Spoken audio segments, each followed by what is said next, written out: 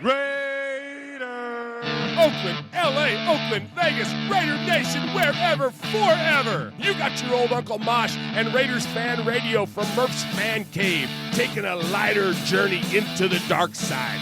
Sit back, put your feet up, pop a top, and enjoy the ride. Here we go! Look left, look right, Koleknikov, a leaking pass, touchdown! We miss you, we love you, and we'll see you in the Hall of Fame. When you have great coaches, then after you have great coaches, you get great players, you have a great organization, and you tell them one thing, just win, baby. Way up the middle, intercepted Filipiano at the 50, high running down, Oakland football, and I think Oakland victory. The Oakland Raiders have scored on the most zany, unbelievable, absolutely impossible dream of a play. Well, I love this team. I think this team can win. I think this team can win. It's actually a clearer picture, so... You can see clearly now the rain is gone? Yeah. There's no obstacles in your way? No. Am I the rainbow you've been waiting on? I don't know about all that. Q-Dog says you're 10-2, bro. All right. Yes, Adam, I was sleeping on the job. I took a short little nap, but I'm good. Yes, I'm you back. did. So we got Uncle Mosh today. So thank I'm you back. guys so much for joining us and being patient with us. Let me hit the chat one more time. I see Pirate in there, Herman Munster, Ichigo, Dirty 30, Running Bear, Adam Hill, of course, Ron, Sean Grogan, Chris Potts. Thank you guys so much for joining us here for another episode of Raiders Fan Radio. So before this whole thing, goes up in flames once again, let me welcome to Murph's Fan Cave, the one and only Uncle Mosh. Hey, it's good to be here. I joined the chat earlier because I was bored, and I found out that I told him last week we had great numbers.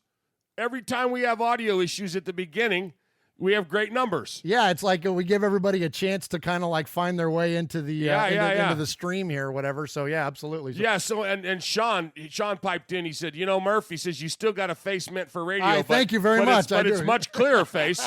Thank you, and you as well, Uncle Mosh. You got the HD, the Super HD working. Over there as well. I'm working it. You're working over there. All right. So thanks guys for joining us here for episode number 111 of Raiders Fan Radio.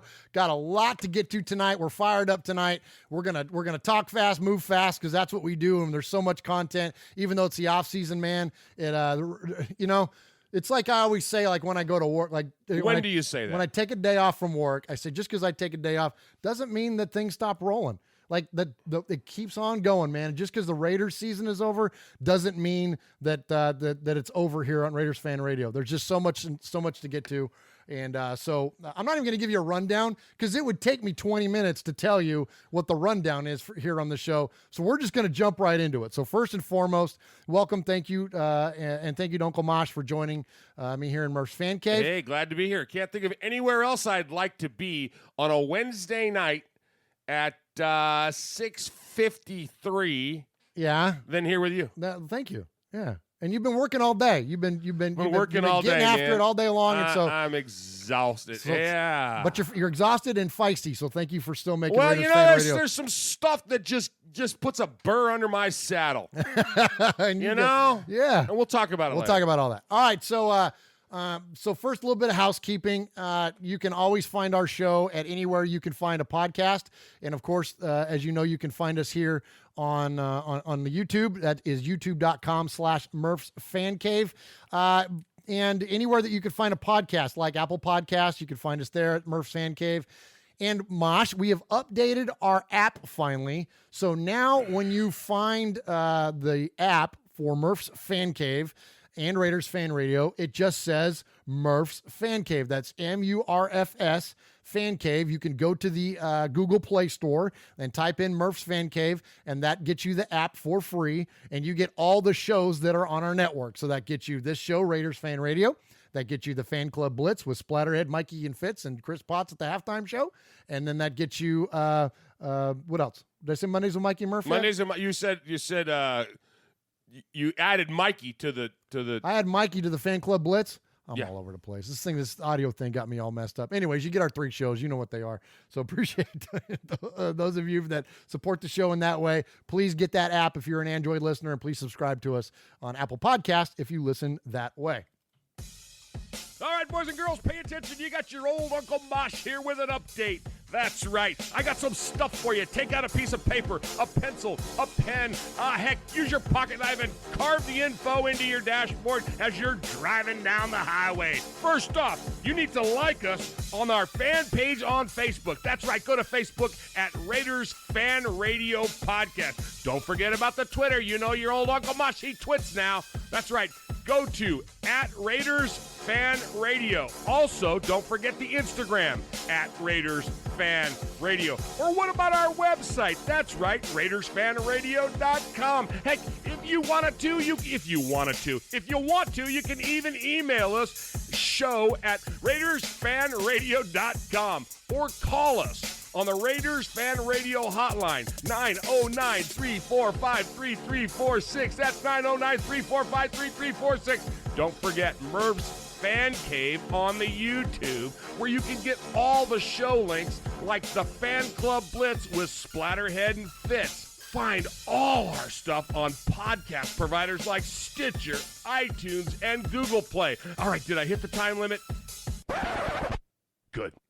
All right, guys, thanks again for joining us here on in Murph's Fan Cave for another episode of Raiders Fan Radio. And, you know, Uncle Mosh, before we get going, we always like to give some respect at the top of the show. You know, we don't give props. We don't give shout-outs. We give respect. And there's a lot of respect to come from us today from Murph and Mosh. And first and foremost, Uncle Mosh, we want to give respect to a guy that is in the chat room tonight. And I'm talking about Kevin, the Raider Nerd. Kevin, I'm glad you're in the chat room tonight because Kevin sent us a package, and you have the package over there. And so let's go ahead and let's open it up here. Hey, wait, you're talking about my package? Hey, this wouldn't be the first time you've showed your package here on Raiders Fan. Oh, man. Or maybe it is the first one. That's what got us kicked off of YouTube that last time. Nice. Yeah. So anyway, there's our package from Kevin, the Raider Nerd, and rip into it there, Mosh, and let's see what we got. Okay, so nice. There you go, Uncle Mosh. For those of you that are on the audio version here, listening in, what do we got there? Describe nice. what you got going on there, Mosh. So what I got here is I got a couple of T-shirts. Nice. Okay, and it's sweet. Sweet. I guess this one's yours because it's a small. It's a double medium, yeah. And basically, let me show it to the camera. Show it. It says, it's nice. It says the ATL. Up higher. Right, Up higher. Right. Up higher. It's up higher. Up higher. Oh, there you go. Yep. Oh, cool. Look at that. ATL 2018 Booster Club. Yeah, but check this out. Sweet. Okay. On the back. Oh, that's awesome. That's for you, bro. Awesome. Thank you. Thank you very much. And mine is in a real people size. Yeah, that's it's in medium. And it's a double medium as well. Yeah, it's a double medium. There you go. Cool. And we love it. We absolutely love swag, and thank you so much. You guys are so generous to us. Very amazing. We appreciate it. And generous. Yes. At the next chance I get in, like when I have to go run away to go potty or something, I'll throw it on. Swap out of the coveted Tatum jersey here and that Q-Dog spotted right away. And put this on. Awesome. Or I might just put this on over it. You might put it on over. You never know. You're not afraid to layer. No, I'm all about layering. You're all about layering. So, so thank you, Kevin. That is very, very kind. We really appreciate that. And so many of you have sent us some amazing gifts. Everything from Little Murph to the shirts from Dallas-Fort Worth from DFW, Defenders of Silver and Black. Oh, my gosh, yes. We've gotten just the flag that's actually it's behind me now. This one here, that was from King Louis. That was from the London game this year. And I'm sure the stickers on the pin on my hat. The silver and black. So I'm sure we're leaving people out too because we've got my card this week, my Sistrunk card. Yeah. Just When Johnny made you a graphic of Otis Sistrunk with a University of Mars card. Yeah. Incredible card. And so Well, so thank you, Kevin. And so while we're on that topic of people sending us stuff, and look, this is not, I'm not lobbying for people to send us stuff. You're very generous, and thank you. And please don't, whatever. I don't want people to be obligated to like be sending us stuff. But it's really cool when you do. We'll be glad to show it and share it. So there's something that a listener hit us up with and said, T.O. Mosh in his shot was looking a little empty behind him, and that he needed to have something else behind him to complement his shot. So so he said, I've got an extra sign. If you'd like me to send you this sign, then I will. And then maybe you guys could put up behind Uncle Mosh. So gladly, we accepted this gift, and I've framed it and hung it up behind Uncle Mosh. And as soon as he gets his shirt on here, I will flip the camera over so you can see it. I'm going to flip it over. Here we go. You ready? Flip. All right, there you go. So now Uncle Mosh has got his ATL shirt, his ATL Booster Club shirt on. And then look at the sign behind him here. It's the welcome to Las Vegas Raiders, and it's really, really cool there. So thank you, listener Ruben. Appreciate you sharing appreciate you sharing that sign with us. And I put it over there next to the Stay in Oakland sign. And Mosh, I put up a picture of that, of the picture of the signs together on our socials earlier this week. And a lot of people said to me, well, isn't that kind of contradictory to have those? And my answer to that is no, because we embrace the entirety of the Raiders. We embrace their future, and we're not going to forget their past. I got that Stay in Oakland signed in Oakland, at the Oakland Coliseum, at a Raider game. Like, I have a lot of memories tied to that sign. I'm not just going to dispatch it just because, they didn't stay in Oakland. So I think it's very appropriate to have the Welcome to Las Vegas sign over there with the Stay in Oakland sign. So again, we're all about inclusivity, not exclusivity. And we like it all, man. And we like it all. If it's Raider related, we like it. So, oh man, anyways, yeah. Absolutely. It's funny. The guys in the chat were picking on me a little bit, said that I look like Rex Ryan.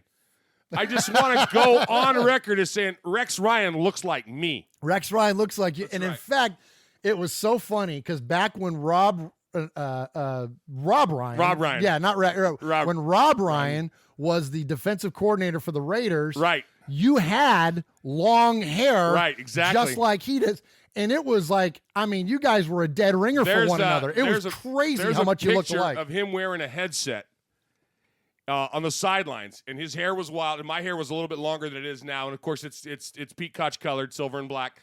And I sent it to my wife. I said, "Hey," and she goes, "Oh, are you doing a show tonight?" And I'm like, "Honey, that's not me." That's awesome. That's awesome. Yeah, Uncle Mosh definitely and Rob Ryan definitely look a lot like each other. Okay, so thank you to those who, thank you again, Kevin, and thank you, Ruben, for sending us those gifts. It's incredibly thoughtful of you, and we appreciate them. All right, next up, some respect that we want to give to. I want to give a quick little bit of respect to everybody that collaborated with us in 2018. The guys at the Fan Club Blitz that I mentioned earlier, Chris Potts, and Bill Mackey do the halftime show of the Fan Club Blitz. And then, of course, the hosts of that show are Chuck Splatterhead McCann, Tom, and Fitz. And so thank you to those of you, and you guys did a great job in 2018. The inaugural show that I didn't have anything to do with on the Murph's Fan Cave Network. You guys did a great job this year on the Fan Club Blitz, and thanks, Potts, for all the kind words you had to say for us and what Mosh and I do. We appreciate you, man. Feelings are mutual, and they gave you a lot of props too this week, Mosh, for being the official member of the New Jersey chapter of the Black Hole. So that's so huge. It's pretty cool, man. It's pretty cool. So thank you to you guys for being collaborators with us here in Murph's Fan Cave, and then also, of course, Mikey. Mikey's been such a huge influence on what we do, and especially with this whole YouTube thing. And he's become a good friend and a great collaborator. So I definitely want to give him respect. And had a great time working with him in 2018. We're kind of on hiatus now for the Mondays with Mikey and Murph show. Now that the season's over, we'll do it every month or so. But for right now, we're kind of taking a break from that, from the weekly episodes. And then last, I want to thank Kevin from the Phantom Podcast Network. Kevin, the Raider Nerd. He and his co-host Kyle have been been very welcoming to me on their network, and we welcome them. Kevin has now been in the Fan Cave. He's the first official guest other than David Northrup to be here in the Fan Cave. So thank you to all of you that collaborated with us and worked with us here with Murph's Fan Cave and Raiders Fan Radio. Thank you guys very, very much. Yeah, and absolutely, biggest thanks of all, biggest respect of all goes out to our fans.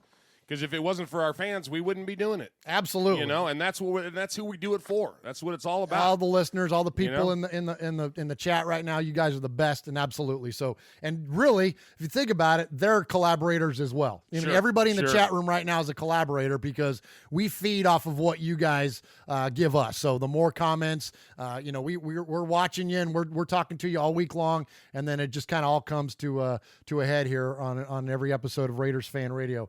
All right, one last one that I want to give out, Uncle Mosh, is as far as respect goes. I want to give respect to your other favorite nephew. That is the former co-host of this show, Sonny. As a lot of you know, Sonny left Raiders Fan Radio to take a break to focus on work, and part of his work is working with youth, and he was focusing on music, on a new music program that he developed for the youth that he works with. For those of you that don't know, Sonny is a drug and alcohol addictions counselor, and he really innovated this music program to, help at-risk youth work through a lot of their issues. And instead of having them sit down and journal their feelings, they write lyrics, and they make beats, and they put music together. They make songs, and as part of their therapy, well, Sonny submitted these things to. Basically, it's a Grammy-associated foundation where they take youth in that are at risk like that, and they take submissions of different songs, and then they award a winner, and the winner of this contest gets to go to the Grammys. Or freaking Sonny won. That's awesome. That's crazy. He submitted 3 songs, 3 kids, 3 songs. All of them finished in the top 3. Wow, it's amazing. That's so amazing. They're all going to the Grammys here in early February. So much respect to Sonny. We hated to see him leave the show, but he left for the right reasons, and the fruit is being bared for what he's doing with those kids. Right. It's amazing. So major respect to him, and pretty cool stuff there, man. Pretty cool stuff, Uncle That Mosh. is awesome. That's so cool. I might actually watch the Grammys. No, Yeah. I mean, I haven't Yeah. watched. I don't. I'm kind of in the entertainment industry, and I just don't do award shows. I don't do them. I don't know. Yeah. I want to. If you want to do an award show and talk about what you're awarding, keep your politics out of it. Hey, I'm all over it. Yeah. But Yeah. I mean, it's probably been You don't do well with mixed messages. No, with man. anything. No, with nothing. With nothing. I don't do subtext. You don't do something. No, man. Tell me what's on your mind and let's move on. Let's slug each other and then go eat a pizza. So, but I would do it for Sonny. Absolutely. Family first. Absolutely. Good deal. And so congratulations again to him. All right, last thing, Uncle Mosh, and then before we get into some real life Raider talk, just to give you a quick wrap up or rundown of what you can expect from us here in the coming months. All right. We're kind of in a transitional period because the season's over. Unfortunately, the Raiders season is done. So we're going to do a few things. So number one, I'm going to do a vlog, for lack of a better What's term, that? like a video blog, right? Oh, nice. So I'm going to do it's really like, you see these shows on YouTube or whatever where it's like a guide to this or a guide to that. I love that. All right, we're going to do a guide to the draft in Nashville. So for those of you that don't know, Uncle Mosh and I are originally from the Bay Area. We're from San Jose. We now currently reside in Middle Tennessee, where the draft is, and we're going to be all up in Nashville for the draft. Prior to the draft, though, we thought it would be cool to put together like a thing for Raiders fans that are coming into town, because there's a lot of Raider fans that are coming into town. A lot of you are going to be kind of a part of whatever it is that we do with our live broadcast, and a lot of you are just coming to be there for the draft, and more importantly for the draft than us. But you get what I'm saying. So I thought it'd be fun to put together like a video blog to kind of talk about the city a little bit for Raider Nation.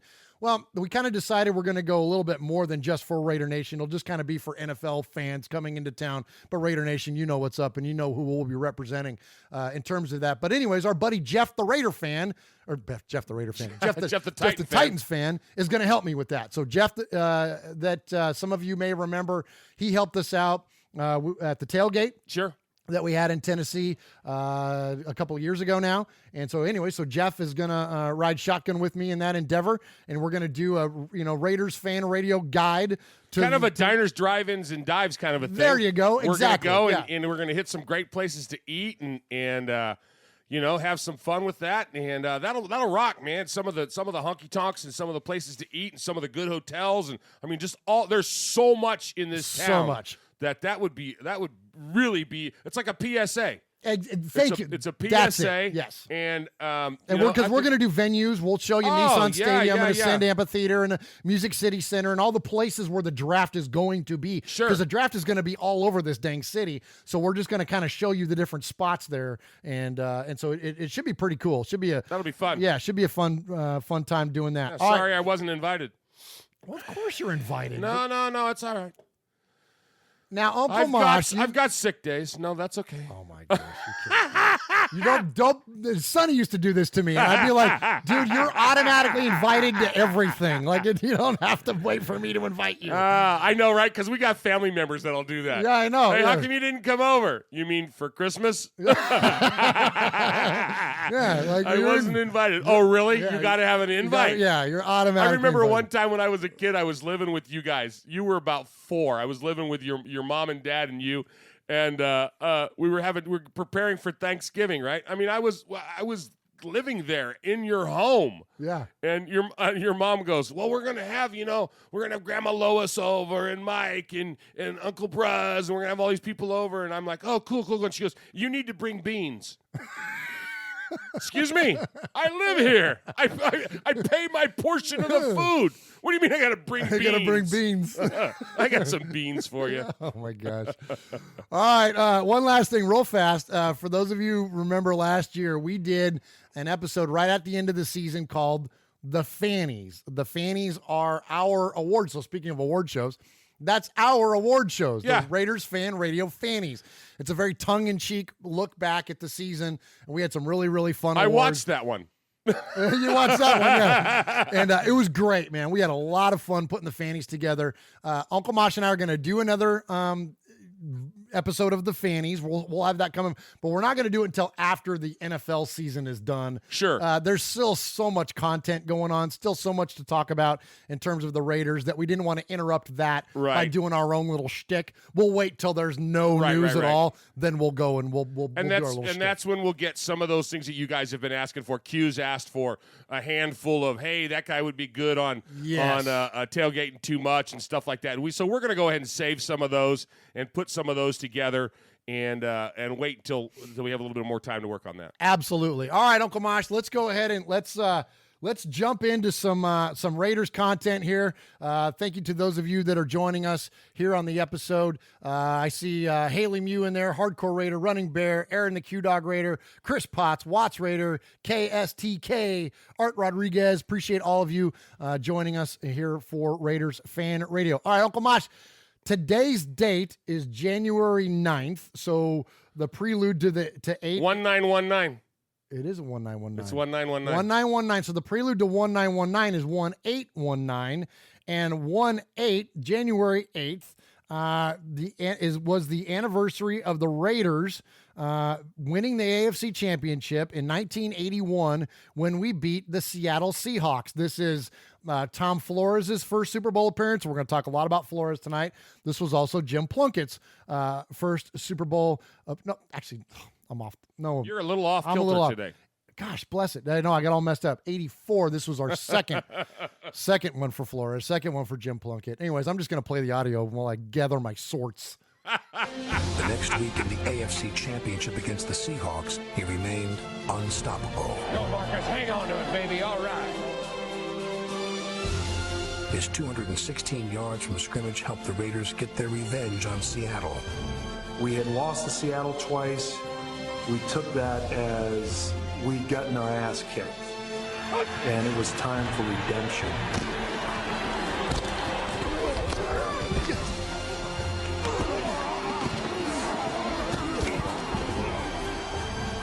One more score and put him away.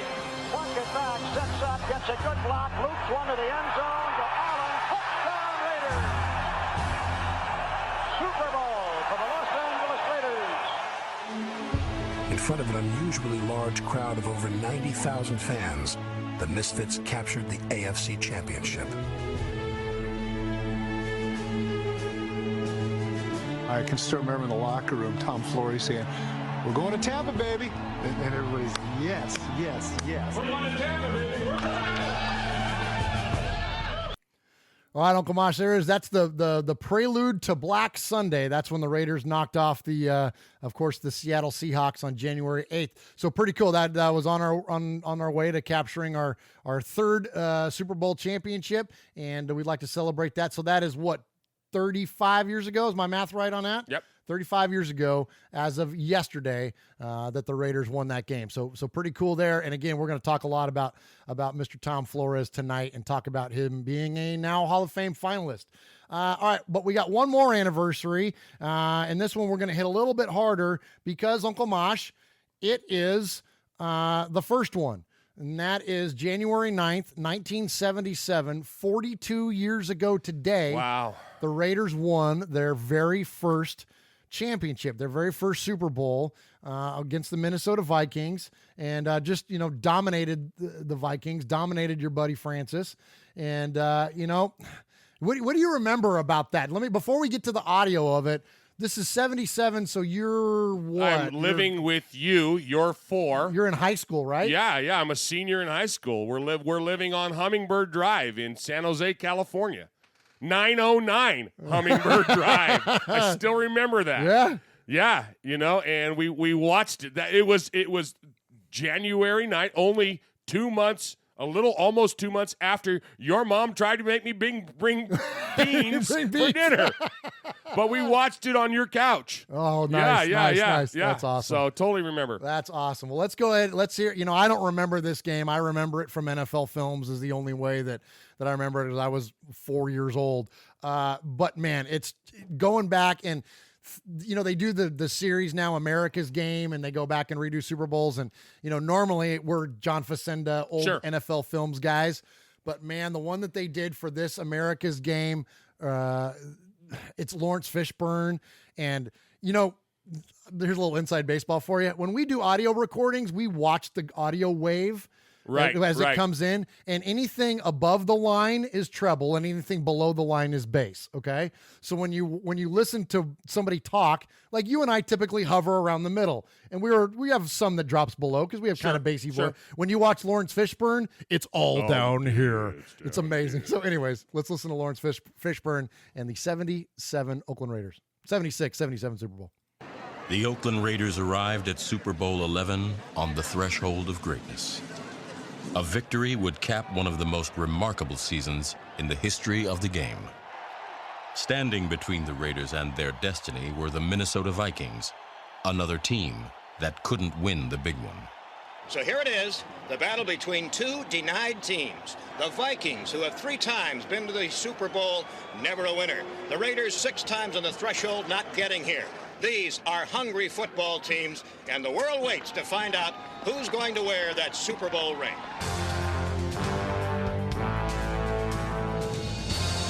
The Raider offensive line never had a finer hour. Gene Upshaw and Art Shell chewed up Minnesota's Purple People Eaters, and Oakland rolled up more rushing yards than any team in Super Bowl history.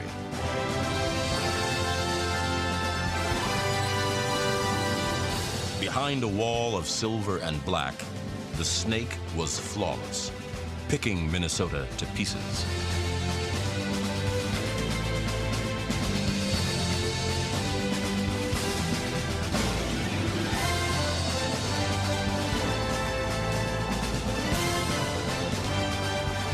A brilliant work of art by the master of his position.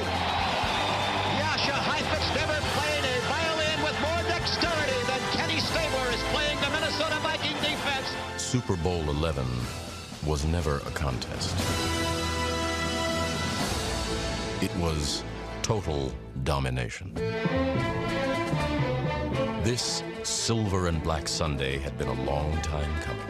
After 16 victories and just one defeat, the greatness of the Raiders was undeniable, and ageless cornerback Willie Brown carried them into history. He's going all the way! Old Man Willie!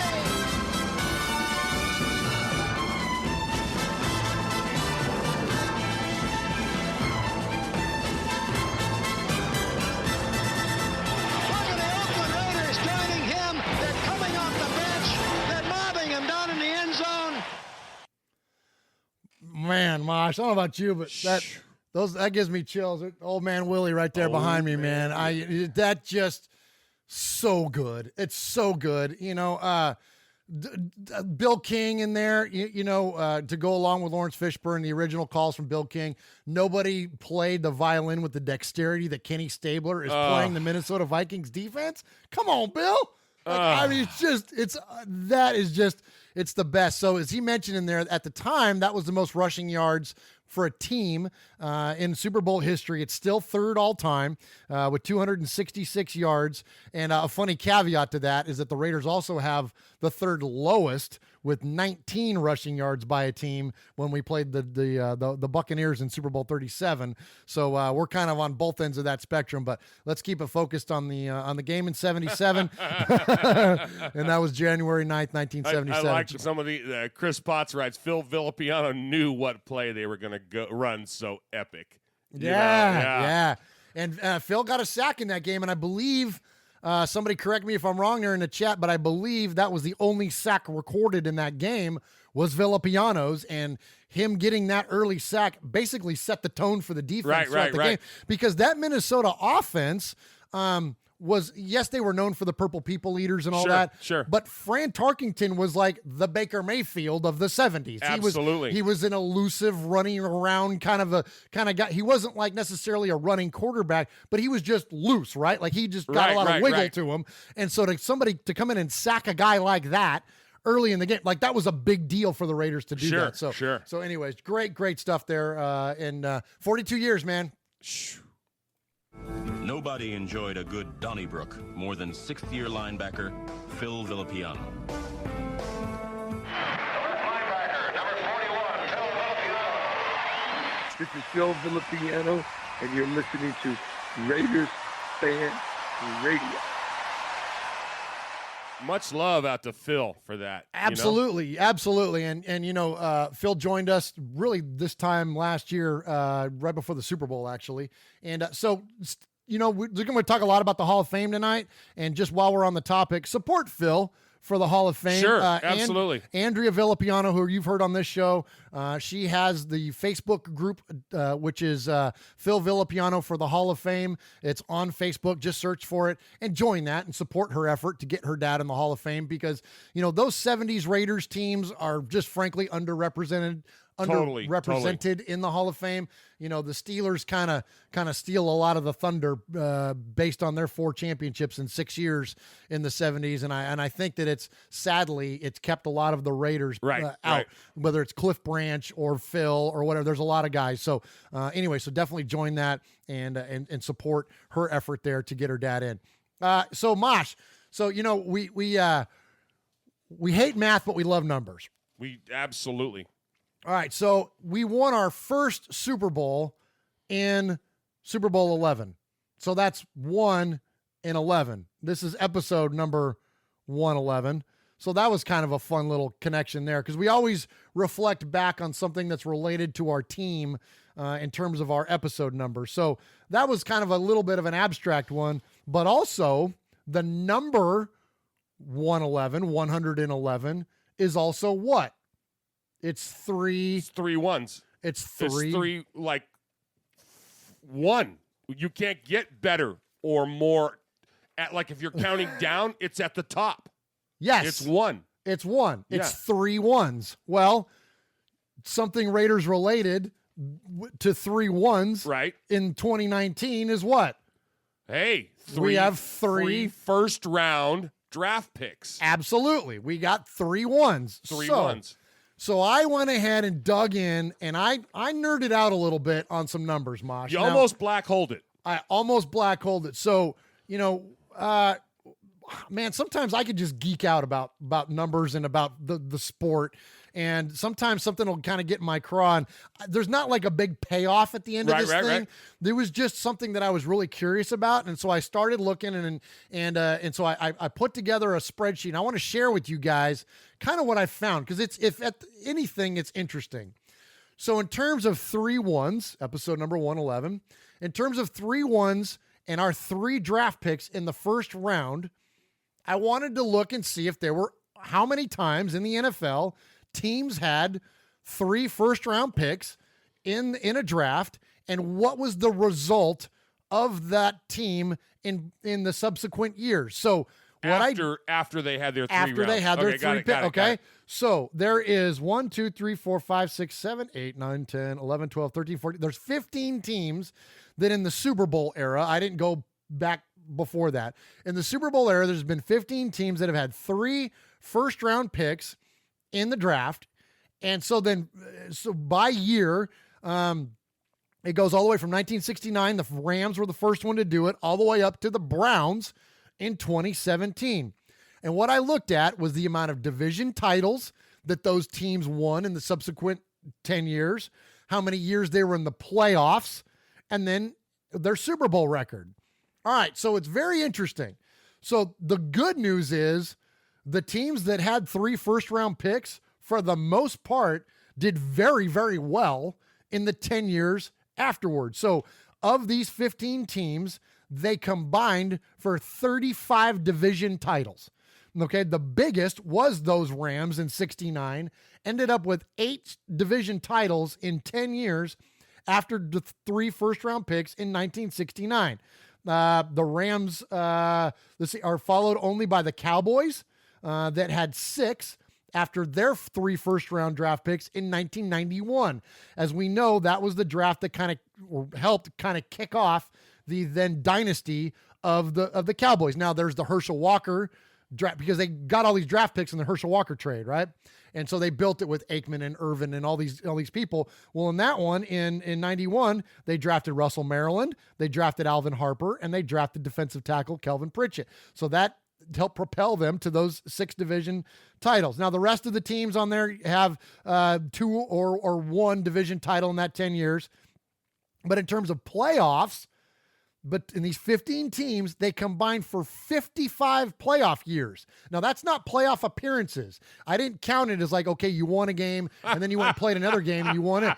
This is years. So there's 55 collective years of playoffs. I'm starting to carve my initials in the desk like I did in 8th grade math. Hey, this is cool stuff.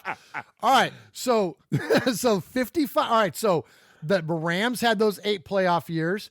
The Patriots in 76, they had 5 playoff years. The Cowboys had 8. The Jets had 6. Right? There's a lot of playoff years. Now we go to Super Bowl record. Okay, there is 8 total Super Bowl appearances between these 15 teams, and a record of 3-5, because the Cowboys won those 3 Super Bowls. Oh my God, you're killing me. After drafted in 1991. All right, so Raiders. All right, so here's what's Raidery about it. The Raiders are on this list. Okay. The Raiders had 3 first-round picks in 1988. Right. Their first pick, do you remember who they drafted? I got a cheat sheet in front of me, but it was a wide receiver, Timmy Brown. Timmy Brown, that's right. We drafted Timmy Brown, Terry McDaniel, defensive back, and defensive tackle Scott Davis. Now, those 3 guys were drafted by the Raiders, but there's a lot of Raiders on this list. I mentioned Russell Maryland. Kerry Collins was drafted in the first round of the Panthers' 3 draft picks. Cordell Patterson, and then the biggest name on this list was in 1984. The Bengals had 3 first-round picks, and with their second pick, who'd they get? Pete Koch. Pete Koch. You're killing me. Hey, you're killing me. But my guys in the chat are going, what's Murph talking about? I know what he's talking about, but what's he talking about? It's off season, fellas. What my point is this, and here's the whole point of all this. The reason I put all these get to it. Teams that have 3 first-round picks typically find playoff success in the subsequent years with a it's much more frequent that you'll find yourself in the postseason. Hit the damn sound button and get me out of this segment, Uncle Mosh. Sometimes I just love to watch you flounder. Hey, this is Pete Koch, former Los Angeles Raider. Yeah, back in the old days, baby. And you're listening to Murph and Uncle Mosh, who happens to have the same hair as me. Check it out, Raiders Fan Radio. That was fun there, Murph. You know the best part? We're all busting your balls about that, and I don't know how many hours you spent. You stayed up really late on that, didn't you? I did. I spent a lot of... Because you had things highlighted, not with one of these. You had things, and I'm holding up a highlighter. You had things that were like bolded and high. Yeah. That you were italicized. Yeah, I thought that was good. I thought that was going to go a lot differently. I thought, some ideas are better on paper, literally, than they are in action. So Chris Potts writes, flopping like a fish out of water. Oh, my gosh, I'm sorry. I tried. B-Dog 50. I already had math class at 8 this morning, man. No mo, he says. I'm sorry. I tried, guys. I tried. Look. Okay, they're not all winners, okay? Yeah, they're not all winners. A lot of that's on me because I got the button over here. I should have hit. I know, but I was having a way because what they don't get is you're sweating right now. I am sweating right now. I just fell on my face verbally there. Yeah. This just in. What? I heard on the news this morning. This goes out specifically to my bros in Raider Nation and on the chat. They opened up a new restaurant in Nashville. Yeah. Called Meat Sweats. Oh my gosh. I got the meat sweats right now. I know. That's what reminded me of it. Oh my gosh. All right, Uncle Mosh. Let's move on. Let's get to some stadium news. So many of you are aware that there's been numerous stadium stories that have been bandied about in the past few weeks. We've heard AT&T. We've heard London. We've heard Sam Boyd Stadium. I won't run down the whole list, but there's many, and it seems like every week there's a new one. Well, this week it's San Diego, and we've kind of suspected that Qualcomm would be one of the ones on the list, and there's some interesting aspects to the idea of the Raiders playing in Qualcomm. Some weird foreshadowing kind of things, huh? Yes, well, I'm glad you used the word foreshadowing because first, before we get to the actual comments on them playing in San Diego, I want to rewind the clock back to when the Raiders first moved the first time, when we moved from Oakland to Los Angeles. And Paul McGuire, longtime color commentator for the NFL, had Al Davis in the booth, and you could tell it's a little bit of a some of the audio quality isn't the best on this recording, but you can hear what Al has to say loud and clear, and it's eerily similar. And the reason I wanted to play this for you guys is that when you hear the stadium topic come up and people still even push back on the idea of the Raiders leaving and all that, I want you to listen to Al, okay? This is 30 plus years ago, and some of the things that he's saying could be translated to today. Wow.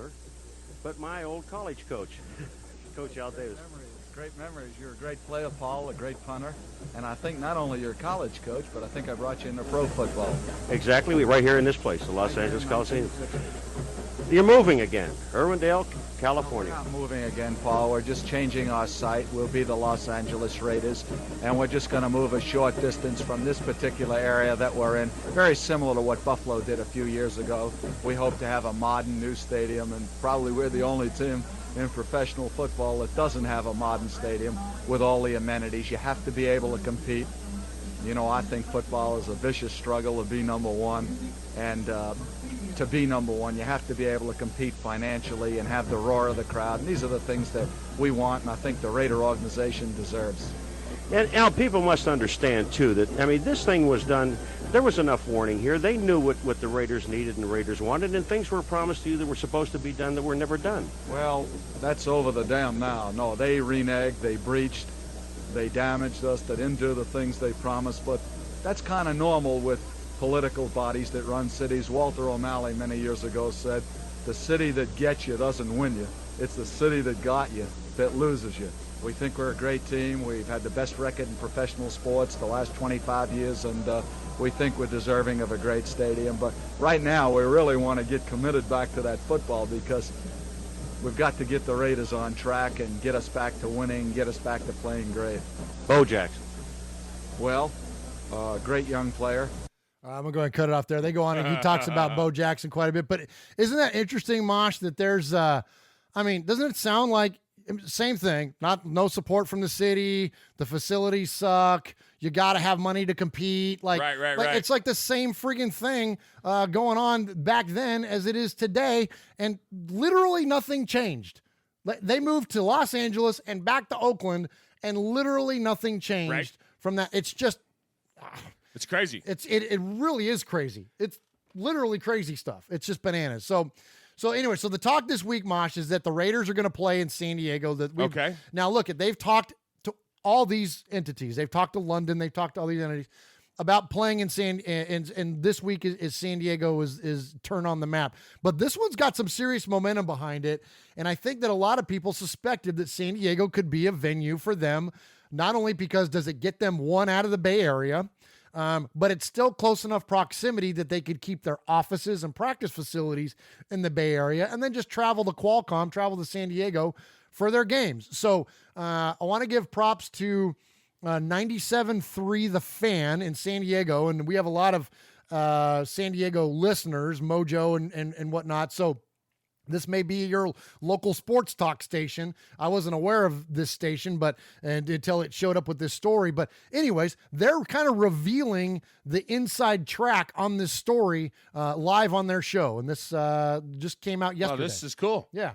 I got this email last night, and everybody in the room has it now. He even sent one to my program director. I wanted to let you know off the record here. Now, again, I'm not going to say his name. He's an attorney here in town. I wouldn't even tell you the school he went to, because I think if you found out the school he went to, I think you'd know who it was. That I learned tonight, this was last night, that there have been discussions between the Raiders playing next season in San Diego with both the mayor's office and management of the Raiders. So over the last 2 days, there have been some conversations with City Hall and Raider management on the team playing here next year. Well, those involved in the discussions believe that the NFL would not want the Chargers to play and have the Raiders play in San Diego next season. A solution to that issue would be to play the game in London or Mexico City. So again, instead of having the Chargers play here in San Diego, if the Raiders played here, they would either play that game and have the makeup game of the Mexico City game between the Chargers and Raiders in Mexico City or London.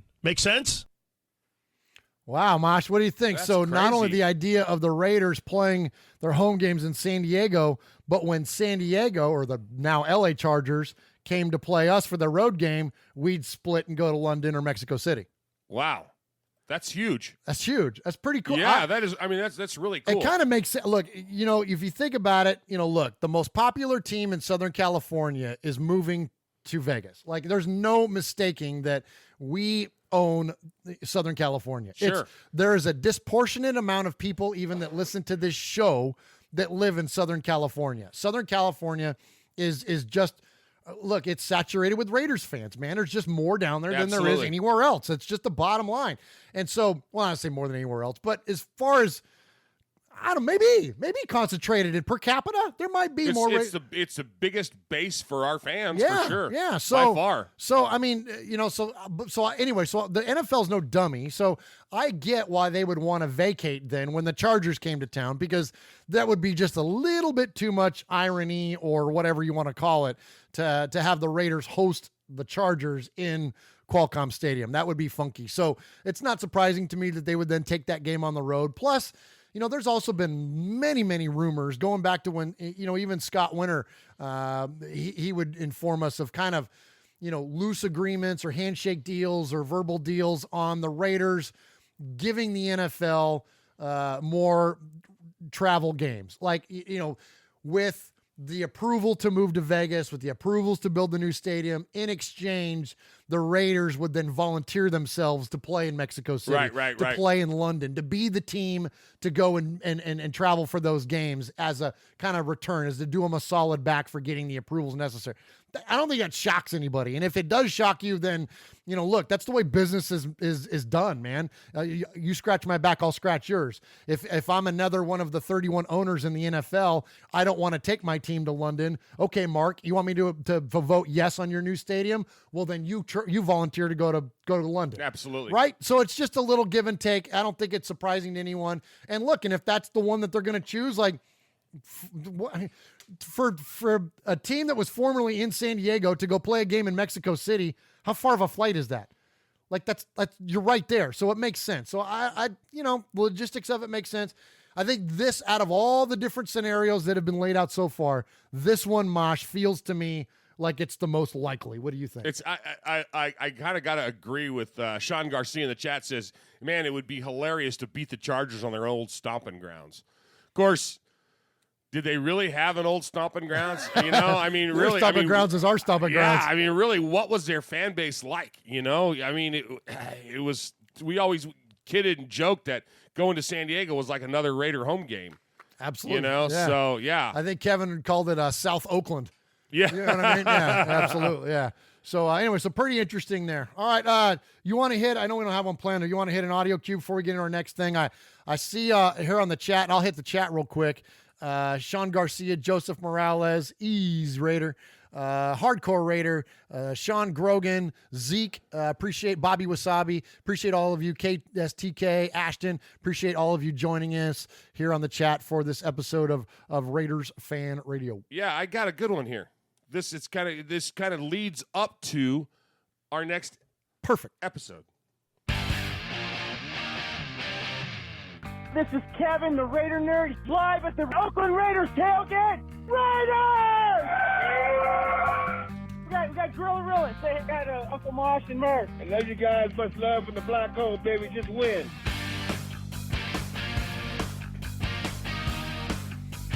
So, Murph. Mosh. Murph. Who were those two guys?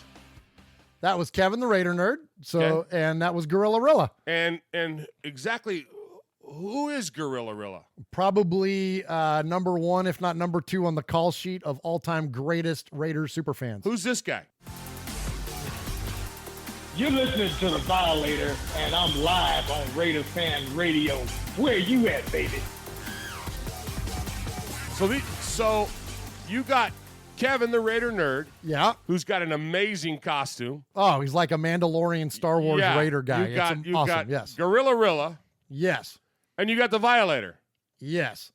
So arguably, you got three of the easily top 10 superfans, maybe even top 5. Well, for sure, and no offense to Kevin. For sure, Kevin, we love you to death. We but do love Gorilla Kevin. and Violator are 1 and 2 to me. You can figure out the order on your own. Right. But they're 1 and 1A. Right. That's and these guys are cutting commercials for us. Yeah, they're So I would venture to say that they are as much fans of ours as we are fans of theirs. Sure. I mean, we've had. So explain to me. I don't know about that, but yeah. Explain to me why this guy, Dr. Death, has got a case of the ass for you. All right. Why is he all rosy red cheeks about everything that's going on? What's happening here? All right. I'd like to keep this brief because I don't want to be a story. I don't want to make our show about me. That's not a tactic nor a bit of content that I think is interesting, frankly. So I'm going to do this, and then we're going to move on from it. And I'm glad you asked it because I feel it's appropriate to address. For those of you that listen to all of our stuff, we do another show here called Mondays with Mikey and Murph. I get on Mikey's YouTube channel and we do a show together, a part in the interruption version of the Raiders, sure. if you like, and we're both nothing but fans.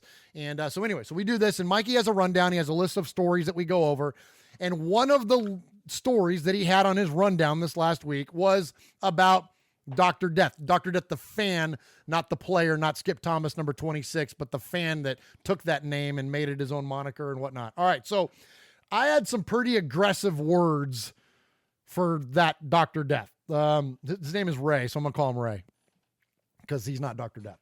So I had some aggressive words for Ray. Ray took umbrage with my position on his recent actions and some of the things that he's done, not only just recently, frankly, but for a long while now, as far as his actions and being divisive in the fandom and his rallying against the Raiders and his disassociation from the team and his basically this big rallying cry against the Raiders and everything Raiders related. Okay. So it being that it was on the rundown, this wasn't premeditated. Mikey just had it as a topic. And I don't think even Mikey was aware of the history that we had with this guy. And it came out of me. You had interviewed him before. I've interviewed him twice. Yeah. Twice. And so it just kind of flooded out of me. And so his response was he felt that I attacked his character and he felt that I didn't address the issues and that I just kind of I rallied against him, the person, and he took offense to that. So look, I'm going to say this on this show. And again, we're going to move on from it quickly.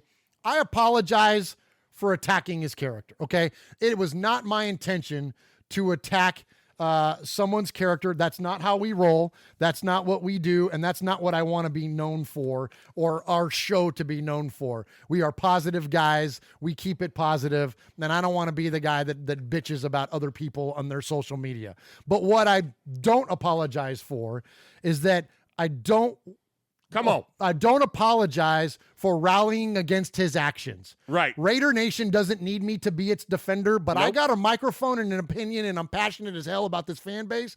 And if you come after us, you're going to hear from me. And it's just absolutely ridiculous, a lot of the things that he has done, his actions. He is a person, maybe the nicest guy in the world, and I'd probably have a non-alcoholic beer with him and a steak or whatever the hell else, right? But as far as what he does, Uncle Mosh, I don't condone it. I don't appreciate it. And yes, I'm going to call it out because, and look, and I'm not going to assault his character, but if what he does, his actions dictate to who he becomes as a person, well, then they're one and the same. And that's on him, not on you. Hey everybody, this is Johnny Spencer from the punk rock band Stringer, and you're listening to Raiders Fan Radio with Murph and Uncle Mosh. Go Raiders, baby.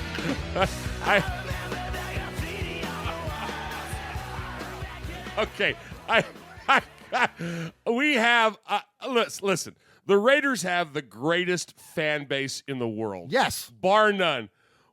We have a portion of that as our fan base. Our listeners are the funniest fan base in the world. Oh, okay? yeah, they rock. Bobby Wasabi says, I'm trying to get Ray to sell me his memorabilia.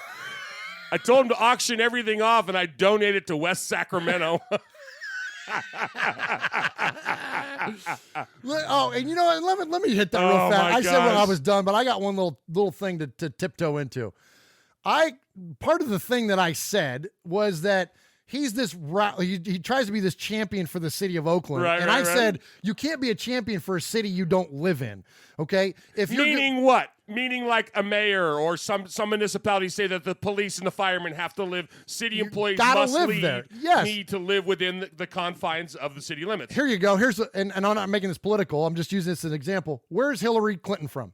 Right. I got you. She became a U.S. senator. She's from Arkansas, became a U.S. senator for the state of New York, and guess where she moved? Yes. New York. Because exactly. That's what the state she represented. So if you're going to be representative of a place, you ought to live there.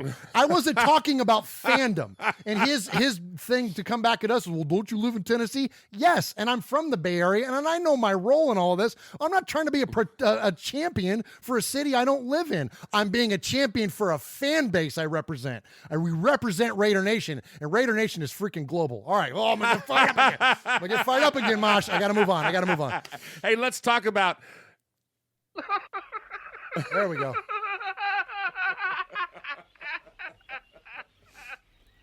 And now for something completely different. Thank you, Mosh. Oh my gosh, it's just funny. I just love that our fans.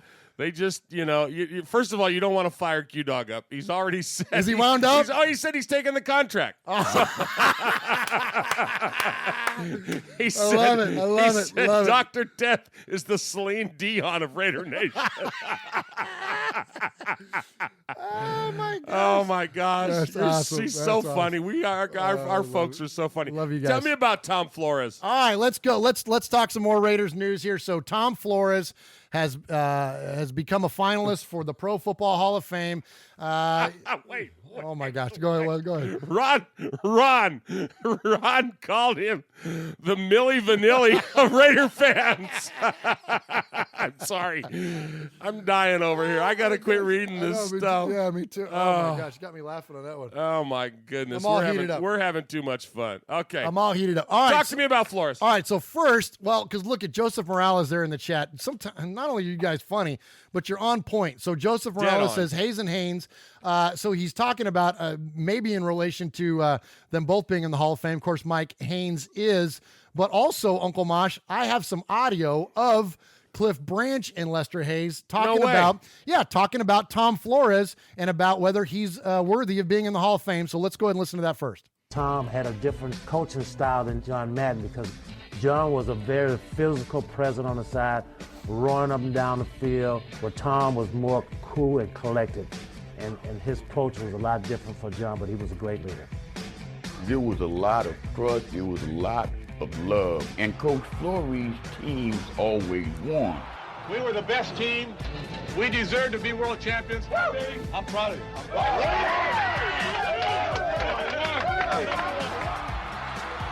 While he waits on his much-deserved call to Canton, Flores treasures his close relationship with the team that saw him go from young player to coaching legend. Raider Nation coach Tom Flores. Silver and black means a lifetime really. A lifetime of excitement, joy. Overall, it was a great journey of happiness. All right, pretty cool testimony there from the players that played for Coach Flores. So, Mosh, we're all about being accountable for the things that we say. We're never going to be the kind of podcasters or videocasters, whatever the heck we are, they're going to dodge or pretend like we don't say certain things. And, when confronted with this question last year, I said, I don't think Tom Flores was Hall of Fame worthy. Now, the context of my statement was based on the entirety of his coaching career because, frankly, he didn't do very well when he went on to Seattle. So after he came out of the Al Davis regime, he really didn't find nearly the same success with the Seahawks and had a pretty bad record. So considering that, coupled with his Raiders career, I thought as a big picture that he wasn't really Hall of Fame candidate. Now, that's not to say I'm not rooting for the guy. Clearly, I'm rooting for him. And you made that perfectly clear on that segment. I love the guy. And so, and I want him to be there. And I think an interesting thing has happened. And I'm glad I brought up that point. Again, I don't apologize for it because everything that is pushing him towards this final nomination, it's all about his Raiders career. No one is considering what's happened with the Seahawks. Everybody is locked in on what's going on or what has happened with him in his history with just the Raiders. So that's an awesome development in kind of how this story is playing out. So I want to play for you guys a clip. No, what, Mosh? We got an issue. We've reset. Chris just popped in and said, "What happened?" I don't know. We're still recording though. We're going live here, so we just gotta keep it rolling. Thanks guys for letting us know, and I'm sorry that it's buffering there, but it'll do its own thing, Uncle Mosh. Yeah. I'm just telling you. Okay, there we go, and we're back. Okay, so you stuck a fork into my train of thought there, Mosh. Okay, excuse the fork out of me. I was on a roll. I don't remember what that guy was. Q-Dog said he thought the FCC got furloughed. we don't get overly political, but that's funny. That's pretty funny. I don't care who you are. That's pretty funny. All right. So the narrative around Tom Flores is beginning to change. It's not about the entirety of his career. It's about his Raiders career. Sure. And even more importantly, the barriers he broke, being the first minority head coach, being the first one to win a Super Bowl, all those things. Right, exactly. Right. So that's the cool stuff that's going on around Tom Flores. And they were talking about it on Good Morning Football this last week. And I thought these guys put it pretty well. I want to talk about former head coach of the Los Angeles Raiders, Tom Flores. Tom Flores doesn't come to mind like Al Davis or John Madden, but Tom Flores is one of the most accomplished NFL coaches of all time and is rarely mentioned in that conversation. Guys, let me just give you some numbers via a blind resume here. Tom Flores' career winning percentage with the Raiders was higher than Bill Walsh's with the 49ers, higher than Chuck Knowles with the Steelers, and higher than Tom Landry's with the Cowboys. He won 2 Super Bowls as head coach. He's one of just 3 men in the world to have coached 2 Super Bowl champions and not be in the Hall of Fame. He was also the first Latino starting quarterback in all of professional football when he joined the Raiders in 1960. And was the first minority coach to win a Super Bowl when they led the Raiders to the Super Bowl in Super Bowl 15. Look, he's being hoisted here. We know Al Davis. We know John Madden. Tom Flores won 2 Super Bowls. Look at this career resume. 5 playoff appearances, went all those years straight from 82 to 85. 3 AFC West titles and 2 Super Bowl titles. Wow. The guy has the resume, all right? So good. But maybe Tom Flores... What's missing? What's missing? Tell me. What's missing? Why isn't he in? I don't know. And I'm not going to start naming names of coaches who have less of a resume, but in recent years, we have seen coaches who don't have 2 Hall of Fame rings be inducted. We do see coaches who have done a lot less off the field than Tom Flores. I'm just going to say this. Sometimes names just don't get mentioned, and they get left by the wayside. Maybe they're not self-promoters. Maybe they're not out there in the media as much. I don't know the reason, but I'm going to make the case for Tom Flores. I know this is a very passionate thing for Mark Davis and the Raiders organization right now that his name isn't being mentioned. And again, we know about the players. We know a lot of times about the owners and the visionaries. But sometimes these coaches get left by the wayside when it comes to Canton. So I'm just going to put it out there. Forget the impact of 2 Super Bowls, all that. The first Latino player ever to start in the NFL at quarterback, the first minority coach to win a Super Bowl, and look at the doors that he opened there. So Tom Flores, I'm going to put his name out there. You're going to know all the players. Those teams were legendary, the 80 and 83 Raiders, but I'm going to say this coach deserves his place in Canton. All right, pretty good stuff, huh, Mosh? Isn't that great? I would go back to one of and they kind of just glossed over it. Flores has winning records over Don Shula, Don Coryell, Chuck Knoll, Tom Landry, and Bill Walsh. Yeah, pretty cool. So, one of the things that I like to consider in terms of Hall of Fame consideration, because it's hard to compare eras. It's hard to say this guy would have done that. It's like when you say, could – if Dan Marino plays in today's NFL, what does he do? Well, we don't know because his NFL was different than today's NFL. Otto Graham's NFL was different than today's NFL. What defenses were played? What does Jack Tatum do in today's defense? We just don't know. So it's hard to consider that. So I think when you're looking at a player historically, or now in this case, a coach historically, to me, the question is always this. Were they the best at what they did in the time in which they did it, and how did they compare to their peers? So was Jerry Rice the best wide receiver in the time that he played? Yes. Was Deion Sanders the best cornerback in the time in which he played? Yes. Was, you know what I mean? Like, you can go on and on. Was whatever. I'm trying to think of a good Raiders examples. There's numerous, but was Stabler among the best of the quarterbacks that played in his era?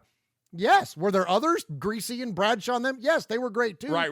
But he's in the elite of the elite, right? So modern day NFL, it's Brady, it's Breeze, those guys are going to be in the Hall of Fame. So was Tom Flores the best at what he did during the time in which he coached? You just said he's got winning records against other guys who are in the Hall of freaking Fame. Yeah. Now, Don Coryell is not in there yet, but he's not even on our list. But but Don Coryell is also going to be a finalist for the Hall of Fame, and he had a winning record against Coryell too. Now, some of what Flores did can be overshadowed by Al, because Al is the brains behind the Raiders. He was the GM. He was questionable whether he made any coaching decisions or influences or whatnot. But that aside doesn't matter to me because Flores was the guy on the sideline. So I'm even willing to take that out of the conversation as well. Flores was the rebound girlfriend. Even the players talked about it. The difference between he and Madden. Right. And so here this guy comes in with a completely different style, but it's a style that worked. Absolutely. You know what I'm saying? He had longevity with the team. It worked. It was something that produced wins. It got the W's. You know, there was folks we talk ad nauseum about how long it took for Stabler to get in. Oh my gosh. Okay, but too long. So much of that comes from, and I'm not pulling a Mikey here because I'm not going all like conspiracy theory, but when you are the most hated team and the most loved team, because love and hate actually and the big cycle of things are really close together, you know, there is some stuff that's gonna happen. And that's part of it, is some of your folks are gonna get shunned. Some of your folks are gonna get pushed to the side. We saw that with Kenny. We saw it with Kenny. And we see it with Cliff Branch. We see it with Plunkett. Oh my God! Yeah, right? We see it again and again and again. But you know what? If you were to talk to those guys, they didn't play for the Hall of Fame.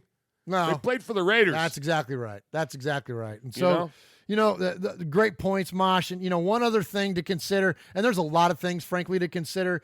You can't tell the history of the inclusivity of the NFL without Tom Flores. I think that is a very significant reason there. Tom Flores and Mike Ditka, only men in NFL history to have each won a Super Bowl championships as a player, an assistant coach, and a head coach. Wow. Come on now. And that's the other thing about the Hall of Fame. Can you tell the story of the NFL without this player or this person? Right. Can you tell a full story of the league without that person involved?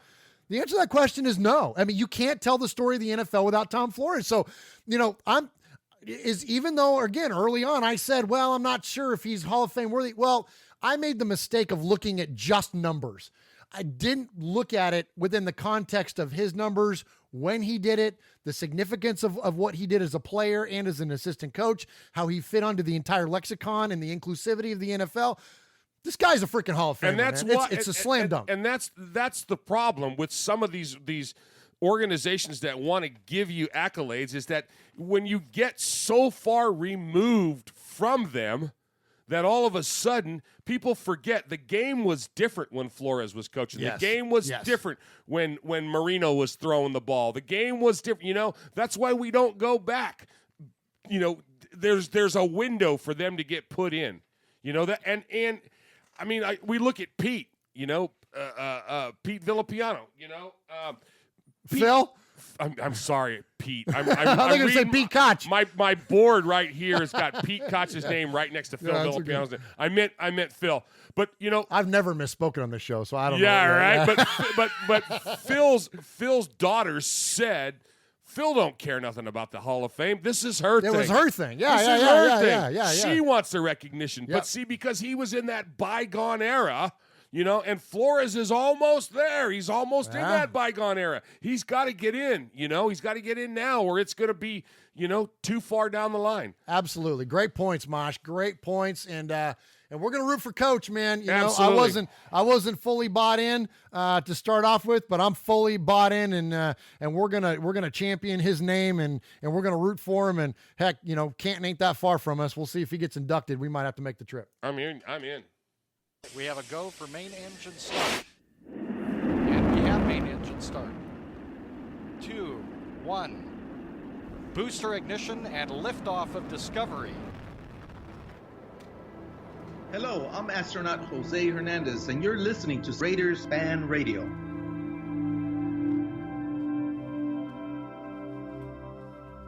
Not to be was it grandiose and gratifying? What's the word here? Not to be a self-celebratory. Blowing your own horn? Yeah, but that was one of the funnest interviews. That was amazing. With Jose Hernandez. If you don't know, for those of you who don't know, Jose Hernandez was an astronaut that flew a Raider flag in space. He snuck it onto the space shuttle and flew a freaking Raider flag in zero gravity. I wish I knew our numbers better, because I'd tell people in the offseason, go back and listen to that. I know. I don't know what it is. It's so. I mean, you want to talk about a fan. He literally snuck it onto the spaceship. Which is, you can't just sneak stuff onto a spacecraft. You know what I mean? But he did. It's just so good. And then of course he was recognized in midfield at a Raider game and all that stuff. And it's now at the Raiders facility, that flag. But such a cool guy, such a great guest, and an awesome Raiders fan. All right, Uncle Mosh. So speaking of well, I don't know. I don't have a good segue for that. Speaking of the Raiders, we have a new general manager. And we talked at length about our new general manager last week, and I'm talking about one Mike Mayock, who is a fan of potatoes and eggs at the Courtyard Marriott. And I know because I saw him eat them firsthand. That's right. And so Mike was interviewed before the national championship game this past week when the freaking Tigers destroyed Alabama. Oh, my gosh. Whew, I don't think anybody saw that coming. Of course, that game was played at Levi Stadium there in Santa Clara, and so Mike made the trip down 880 and went to the game, and they talked to him before the game started, and so here he is on the field talking to Steve Levy of ESPN. Obviously, it was a tough year for the Oakland Raiders. Yeah. People are curious about the direction they will go with John Gruden. How do you foresee that relationship? I've known John for 20 years. Okay, I've known his brother Jay. I grew up as a son of a coach just like he did. And when I took the Raider job, the cool thing was I had about 400 text messages, right? And as I'm going through them, most of them were football guys, coaches, scouts, assistant coaches, general managers, and almost all of them commented about the fit between John and I. Two football guys that do nothing but grind tape. I'm excited about the Oakland Raiders. We've got a head coach, we've got a quarterback, and I got 3 draft picks, and we're going to try and take advantage of that. Mike, let's talk about this for a second because you know what the perception is. You know what's out there. Everyone talks about the Gruden contract. He's running the show. How did those conversations go from what you can tell us, from what you can say publicly? You know, how much of this is you? How much of this is Gruden? How much of this partnership in terms of reporting to Mr. Davis? I mean, it's an easy one. In all honesty, John's got final say if it ever comes to that, and I have zero problems with that. Now, having said that, I think we're going to come to a consensus, and I like a little yelling, a little screaming, a little fighting for what players you believe in. But at the end of the day, I guarantee you, John Gruden and I are going to know what a Raider looks like and smells like. I don't think we're going to have any issues. How much work, I mean, to be working around the clock right now since day one or moment one of taking the job? What's that like? We know his work schedule. This is the first time I got out of the building, I think, in a week, and I'm not even kidding you. It's been awesome. I've been a little overwhelmed with some of the non-football duties that go along with being a GM, and you got to kind of prioritize, get yourself back to the tape because that's the reason I'm there in the first place.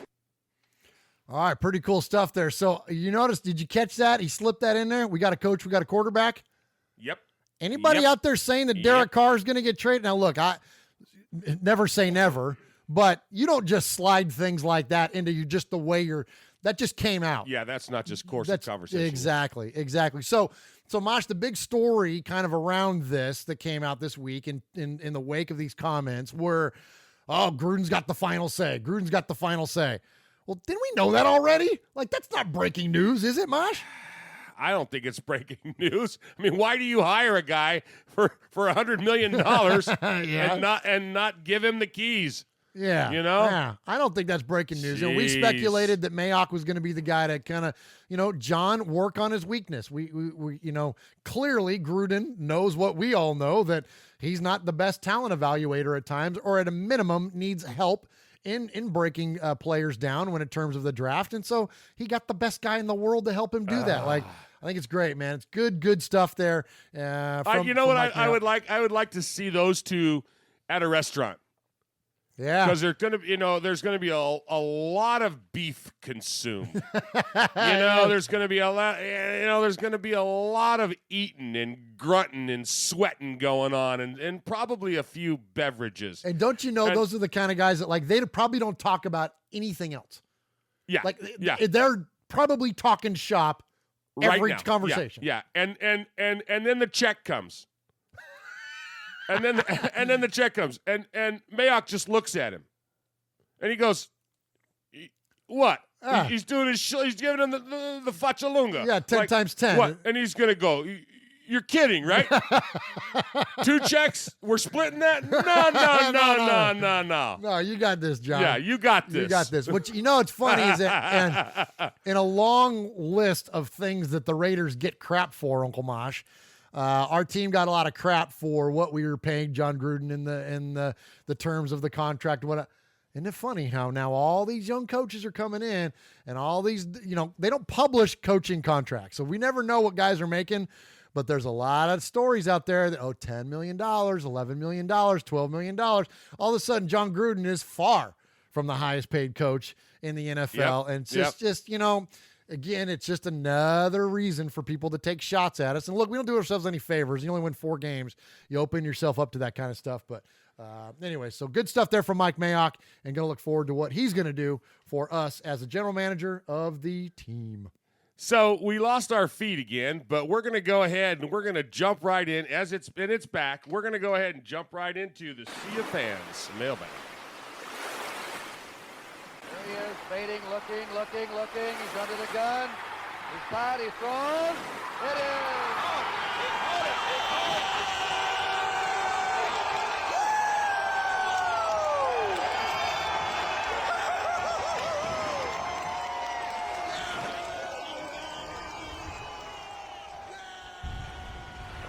So Uncle Mosh, the chat was asking about what episode that was that we had Jose Hernandez. That I went and looked. That's episode number 48. So go back and check out episode number 48 when we have a nice long interview with Jose, and he talks a lot about just life and stuff, a lot more about just being a Raider fan. But his Raider stories are fantastic. Oh, nice. That's great, man. I love that. I wish I had that button over there where I could do that, where I could read that. Yeah, that's what I need, more buttons. Well, that's what you need, more buttons. Where you can read what? No, because you go over there and you go, oh, I just checked on that. Yeah. You got a computer in front of you? Nah, I don't know how to use it. Hey, have I tweeted lately? No, but you've liked some stuff on Facebook, I think. I did do that. Yeah. Hey, so we got an interesting email. Blake Allen sent us this email, and it says, it was kind of funny. I was like, okay, I'm not sure where we're going with that. All right. But he says, Derek Carr defiantly stepped, and this is his words, not mine. Okay. Stepped it up this year, guys. I think he meant to say definitely. Guy gets sacked around 50 times, and he didn't break anything or complain. I mean, I'm sure you agree some of the sacks threw himself on the ground and went into the fetal position, saying, don't hit me. Okay. Do you think Derek will be able to go a year without getting hurt again? When he broke his leg, he said it was because he didn't go down and he tried too hard. So in your eyes, you think he redeemed himself this year with any rumors about him being weak? My favorite is when he said this year he never cried on the field. When he broke his leg and when Gruden pulled him out this year, after getting sacked, he definitely was full-on crying. Raider fan or not, DC can lie saying it's false, but I know you guys know the truth. My bad for ranting. You think it's over getting hurt? I don't think we will ever be. Blake Allen. Okay. I'm not sure what Blake's asking. All right. Let me try to calling out DC. Well, let me try to dissect that, and I think I know what he's trying to say. I think Blake is asking us, do we think Derek is damaged goods? Did Derek hit the turf a little quicker than what he would in the past because he's skittish now and doesn't want to get hurt? I think the answer to that question is probably yes, but I don't think that it's unfounded. And the reason I say that is that when you get hit all the time and you get sacked an unprecedented amount of times, you're going to get a little gun shy. Plus, I think, frankly, he's been coached to do that. That he's been coached. Look, don't force things. Hit the turf. If you're going to get blasted, hit the turf. We need you for the next ball and hit the turf. Yes, exactly. We need you for the next play. We don't need you for this one. So now, while I and many other people have been critical of him not using his feet and escapability, which he's very good at, he's also very accurate on the run.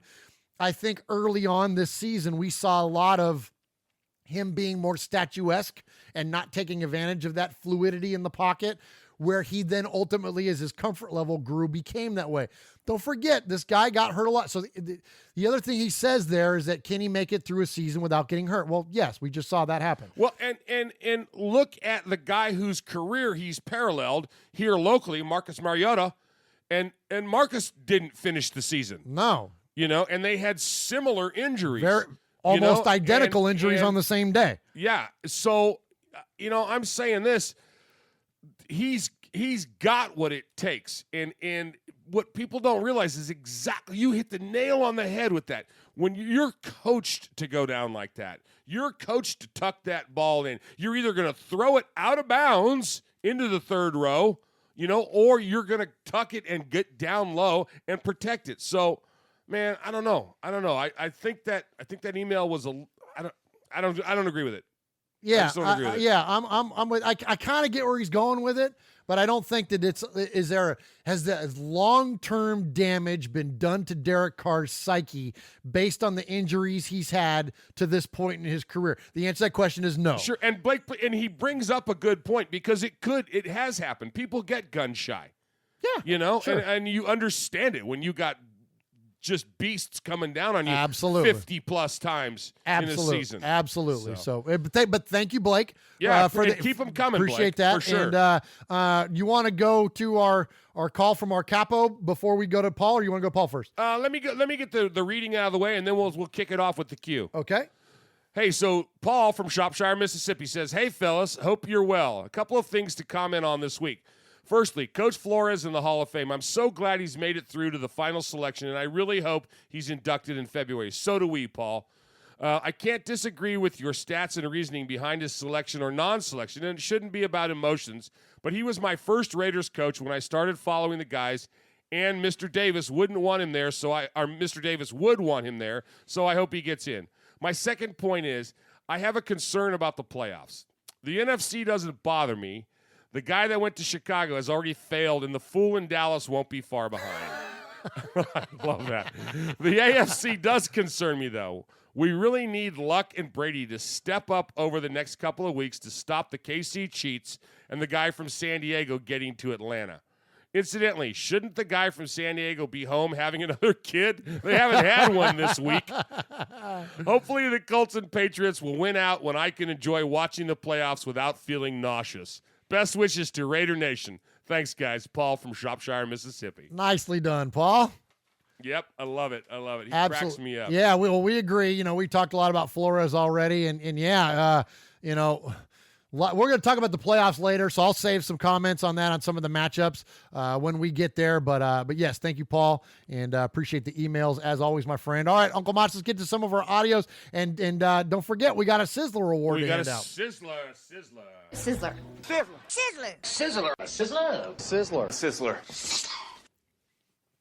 All right, our first call. We're going to call this, Uncle Mosh, we're going to just start playing. Look, we have a capo, all right? Capo is the made men of the made men. If you want to be a made man on Raiders Fan Radio or made woman, you call the show and get your voicemail played 3 times, and we elevate you to the status of being made.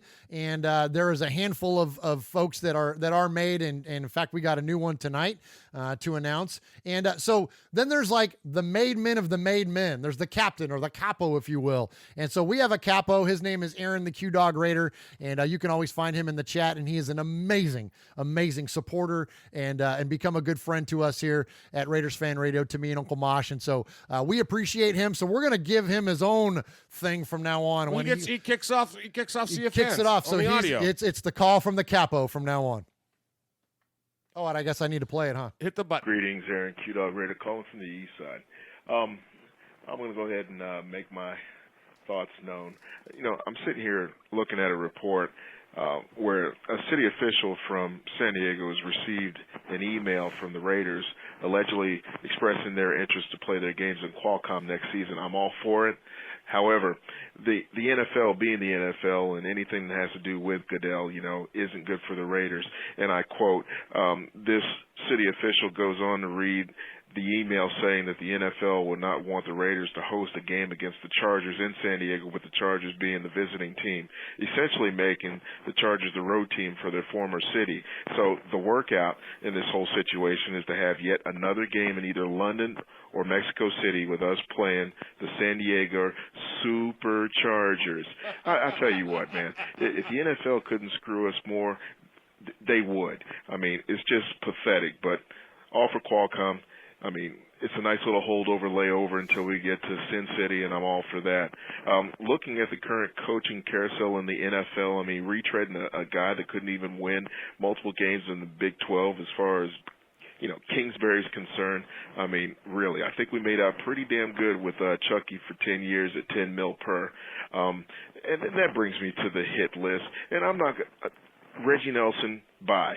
But this has to do with the media, the enemies of the state, and I give you Colin Cowherd. Enough said. Shannon Sharp. Conceited bastard, put his own face on the side of the damn Donkeys logo, but on their helmet, they can't stand this guy. Michael A. Smith, I mean, no credibility in the realm of NFL, but my least favorite and probably most hated is Michael Wilbon. This guy is a piece of shit. And I said that, and I'm sorry for not being, as sensitive as I needed to be, but this guy is the worst. And I can say a lot of things that would liken him to the media version of Reggie Nelson, but I'll just say it at this. Anytime I watch that show, PTI, I mean, he brings it down. And every time the Raiders come across the scroll, he's always got some kind of slick comment to make. He's a piece of crap. Load his inbox up at ESPN. Raider Nation, be heard. We all need to converge at the draft. Raider Nation, all made men. It's a call to arms. We need to be there and represent. Root. Love it. Love it. He's one of the best, Uncle Mosh, no doubt. So thank you. Thank you for the call, Aaron, the Q-Dog Raider. Yeah, and this is one of the things that I'm so happy to hear sentiments like this echoed, because I'm with him. Like when I watch, and I rarely watch ESPN anymore. And I used to watch it a lot. I used to watch PTI and all those shows a lot. Sure, we all did. I watch them a lot less. I tend to watch NFL Network more. I watch Rich Eisen and Dan Patrick now. But because of guys like Colin Cowherd, and he mentioned Shannon Sharp, Michael Smith, and Mike Wilbon. And I would even put some of the amateur commentators in there, like that guy we were talking about earlier. Mm-hmm. Anybody that's got an agenda, I don't trust it, man. That's one of the things that, and again, I'm not saying this to celebrate what we do, but we just take big stories and distill them down and give them to you guys. And yes, we'll offer our opinion on things, and we'll offer you our hot take on whatever thing, but we're not presenting you with anything other than, I'm a fan, you're a fan, here's a story, what do you think? Like, that's it. And so for a lot of these folks that are professional journalists to take these slanted opinions, and look, it's a whole nother issue with the whole mass media as a whole, right? Sure. So it's not just a sports related thing nowadays. But I'm with him, man. It bothers the crap out of me. I can't stand it. And it's unfortunate, because I think that there's such good opportunities for good programming that, because ESPN, or just in this case, because he mentioned Wilbon, gets labeled as that, it takes away from the stuff that they do good. Because I like the countdown shows. I like Moss, and I like Charles Woodson, of course. Right. Like, you know what I mean? And I like those shows. So I think that it's unfortunate that those shows get lumped in with some of these others. And I don't know.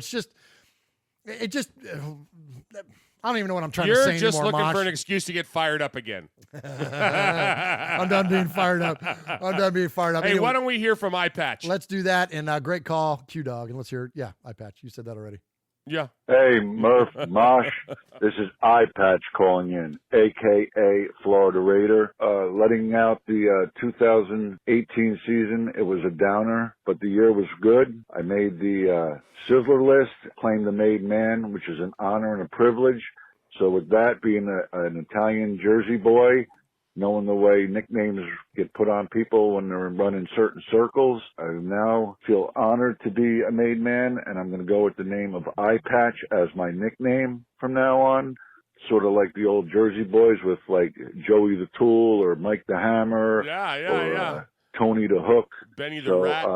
I'll be going under the new name of iPatch, and I just wanted to say that I know Mosh loves numbers. Well, how about this one? $141 million for 6 years, $90 million guaranteed, and for what? One more game than we played this year. That's what Chicago got. So we have 2 number 1 picks. I hope Chicago's happy. And in quoting John Gruden's mic'd up comment, shut the F up. How's that for you guys from Chicago? Shut the F up. Now we can all get over it. All you talking heads out there on TV, I didn't hear that player, we shall not be named's name mentioned too much during that game yesterday. And with that, we look forward to the 2019 season with a load of draft picks. Looking forward to it. I'm also going to try to get up to the Jet game, being from New Jersey, so hopefully I'll be able to run into you guys when we get up there. I'll look forward to it. And again, there was a story put out by some blogger about Javian Conley and what a year he had. A pretty interesting story. I was kind of shocked by all the statistics he put out there. It's a good read. It's some fan page or something. It's a blog, but it's very interesting stats. If you can find it, it's pretty interesting. All right, Raider Nation, glad to be part of the Brotherhood. I found the podcast in 2018, so overall it was a good year. Thanks, guys. Great job. So on multiple fronts there. Great job on the nickname. Yeah, Eye Patch fantastic. is a fantastic nickname. I love it. For I you love know, it. and as much as we love the name, you know, the Raider, whatever, or Sure. something Raider, using something like that, like Eye Patch or Just Win Johnny, whatever. Those are fantastic nicknames. So awesome job, Florida Raider. Awesome job, Eye Patch, and I love it that how he references it back into the context of the absolutely the some way guys we do from it. Jersey. Yeah, You know what I yeah. mean? He's a friend of ours. Yeah, man, and you know, and the chat was talking about him too. Like, where was he? Where you been? Early on in the show. Oh, Like yeah, yeah. about an hour ago, they were saying, you know, hey, man, what happened to Florida Raider? Well, obviously he's been listening. There he is. You know, so fantastic, man, and Chris Potts and the guys on the East Coast, man, they're all saying, come on, Jersey Black Hole, they're welcoming you. That's So awesome. Eye Patch, you know. I can talk for them because I'm part of them. Yeah, you Come are. on. Yeah. You're official. You're I'm official. in. You're official. All right, let's go to our next caller. Let's hear from our buddy Kevin, the Raider Nerd. Hey, Raider Fans Radio, Murph, Uncle Mosh, this is Kevin, the Raider Nerd. I wanted to wish you guys, first of all, a very happy New Year's. Things for the Raiders are looking up. I'm really excited for this new year. I'm sure the big news you guys are talking about are the quote by Mike Mayock about giving Gruden the final say. You know, I just want to say this really doesn't surprise me. I mean, if you look at Belichick, he gets the final say, and I think that when it comes down to it, what we got here is, you know, we've got our own version of Belichick. We're just hoping that things pan out a little bit better, but at least when the picks don't pan through, we know where the check stops, and we know who to look at and blame, I guess, going forward. But I think this is important going into this relationship that Mayock knows where he stands, and I think that Mayock, you know, in addition to the drafts and player evaluation, I think that this will be a good partnership between the two. I wanted to touch on the Hard Knocks thing. I know you guys were talking about it the last show. I really think it would be interesting if we do find out that the Raiders do go to London. Let's say if that experiment does go forth, I think this would actually be a great opportunity for Hard Knocks, because I would really love the viewers and the fans of Hard Knocks to really see what the international fandom can bring to the Raiders and to the NFL in general. So I would support this. This assuming we find out where we're going to play next year. If we're not playing in London, I would rather us wait until we get to Vegas and then have our Hard Knocks then. But I would support the Hard Knocks if going to London there. For you guys watching the playoffs this last week, being a Raider fan, who was not happy to see the Bears lose with the double doink?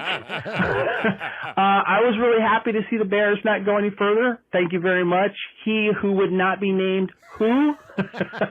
I'd also like to mention regarding London, do you guys know, I heard a report somewhere that the Raiders did agree to play 4 international games, probably including London, to get, I guess, the support to go and get a new stadium in Las Vegas. Do you guys know anything about that? I don't know what the validity is of that, but I've heard about that.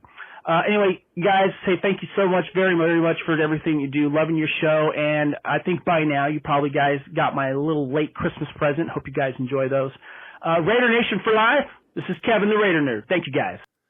Good job, Kevin. Appreciate you calling the show. Appreciate the shirts, my friend. That is such an awesome gift, and we are much appreciative of that. And, you know, before we get to some of Kevin's comments, after we react to his call here, Uncle Mosh, Kevin is now made.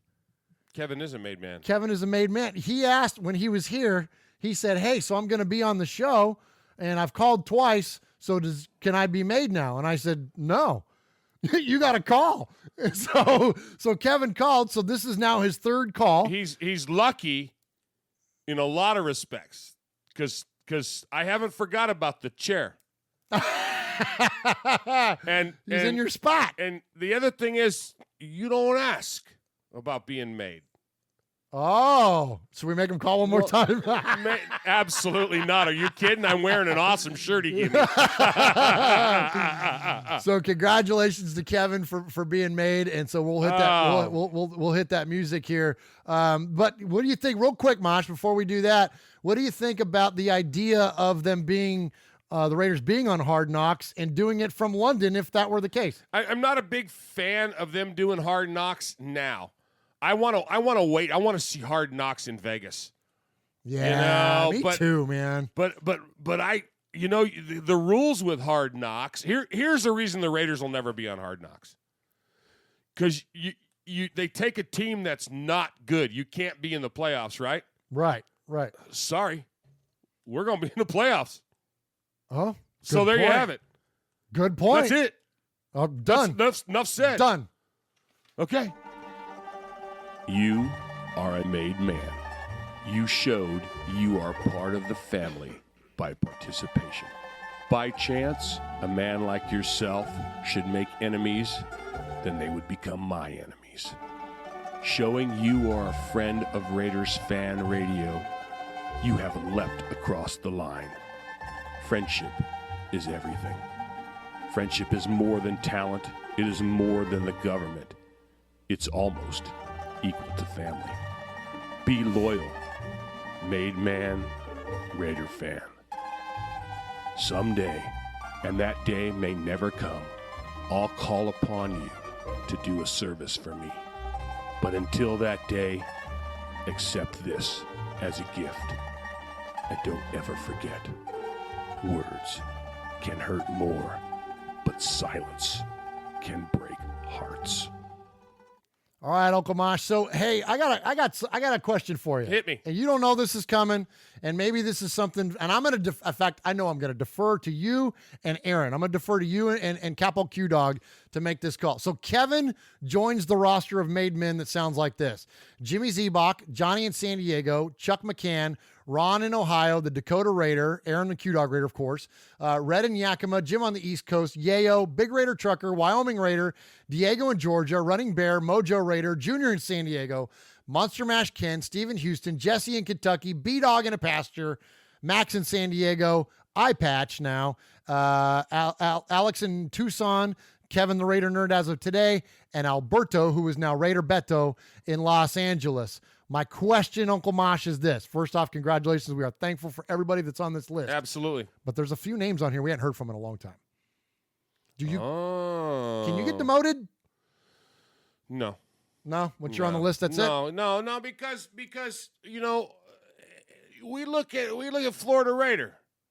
The entity formerly known as Florida Raider. Okay. We didn't hear from him for a while. But we just started listening to the show in 2018. Well, and I understand some of these guys have been on this list for 3 years. You asked me a question there, hot dog. You going to let me answer? Go herd some more cats. Don't touch anything. Okay, so my point is this. It's like a tattoo. Okay. You can cover it up, but made man for life, bro. Okay. All right. We don't give it out. We don't give it out. You don't ask for it, Kevin. We don't give it out lightly. It comes with the whole respecting. It's earned. Okay. But we don't know what the hiatus is. We don't know. We let Sonny go. Yeah. But he's welcome back at all times. Of course. He's got the open invite. Of course. So, a made man, they got to step up when they got to step up. Okay. But they got to. So tonight we heard from Kevin the Raider Nerd. He talked about London. He talked about the comparison between Belichick and Gruden, and he talked about Maylock knowing his role, and then all of a sudden Eye Patch pops on, man, and he killed it. Killed it. He talked about the $141 million, game, and the debacle that was, and then all of a sudden he ends it with "shut the F up," right? But so an unprecedented event. that's going to happen tonight is a double sizzler. What? Yeah, Q-Dog can't do it because Q-Dog, he's got his own segment. Yeah. But tonight, Eye Patch, you and Kevin Raider Nerd, nice. You guys share the sizzler. Sizzler. Sizzler. Sizzler. Sizzler. Sizzler. Sizzler. Congratulations, Eye Patch, and congratulations, Kevin. Double congrats to Kev on being a made man. Made man and a sizzler in the Proud same of you, night. big guy, and thanks again for the shirt. You know what? That might be the first Triple Crown. Oh. It might be the first Triple Crown winner. Nice.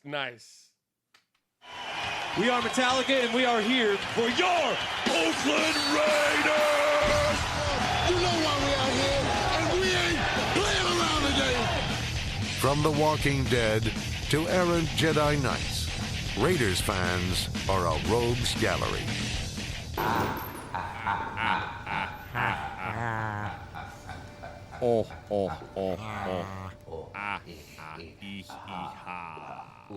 Double sizzler. Double sizzler. All right, guys, just a couple more things for you here tonight, and I promise none of them are lengthy breakdowns of draft picks from 1969. I don't know what happened there, Mosh. Sorry.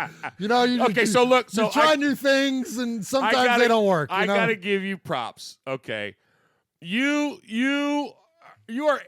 8 up with Raiders. Look at our background.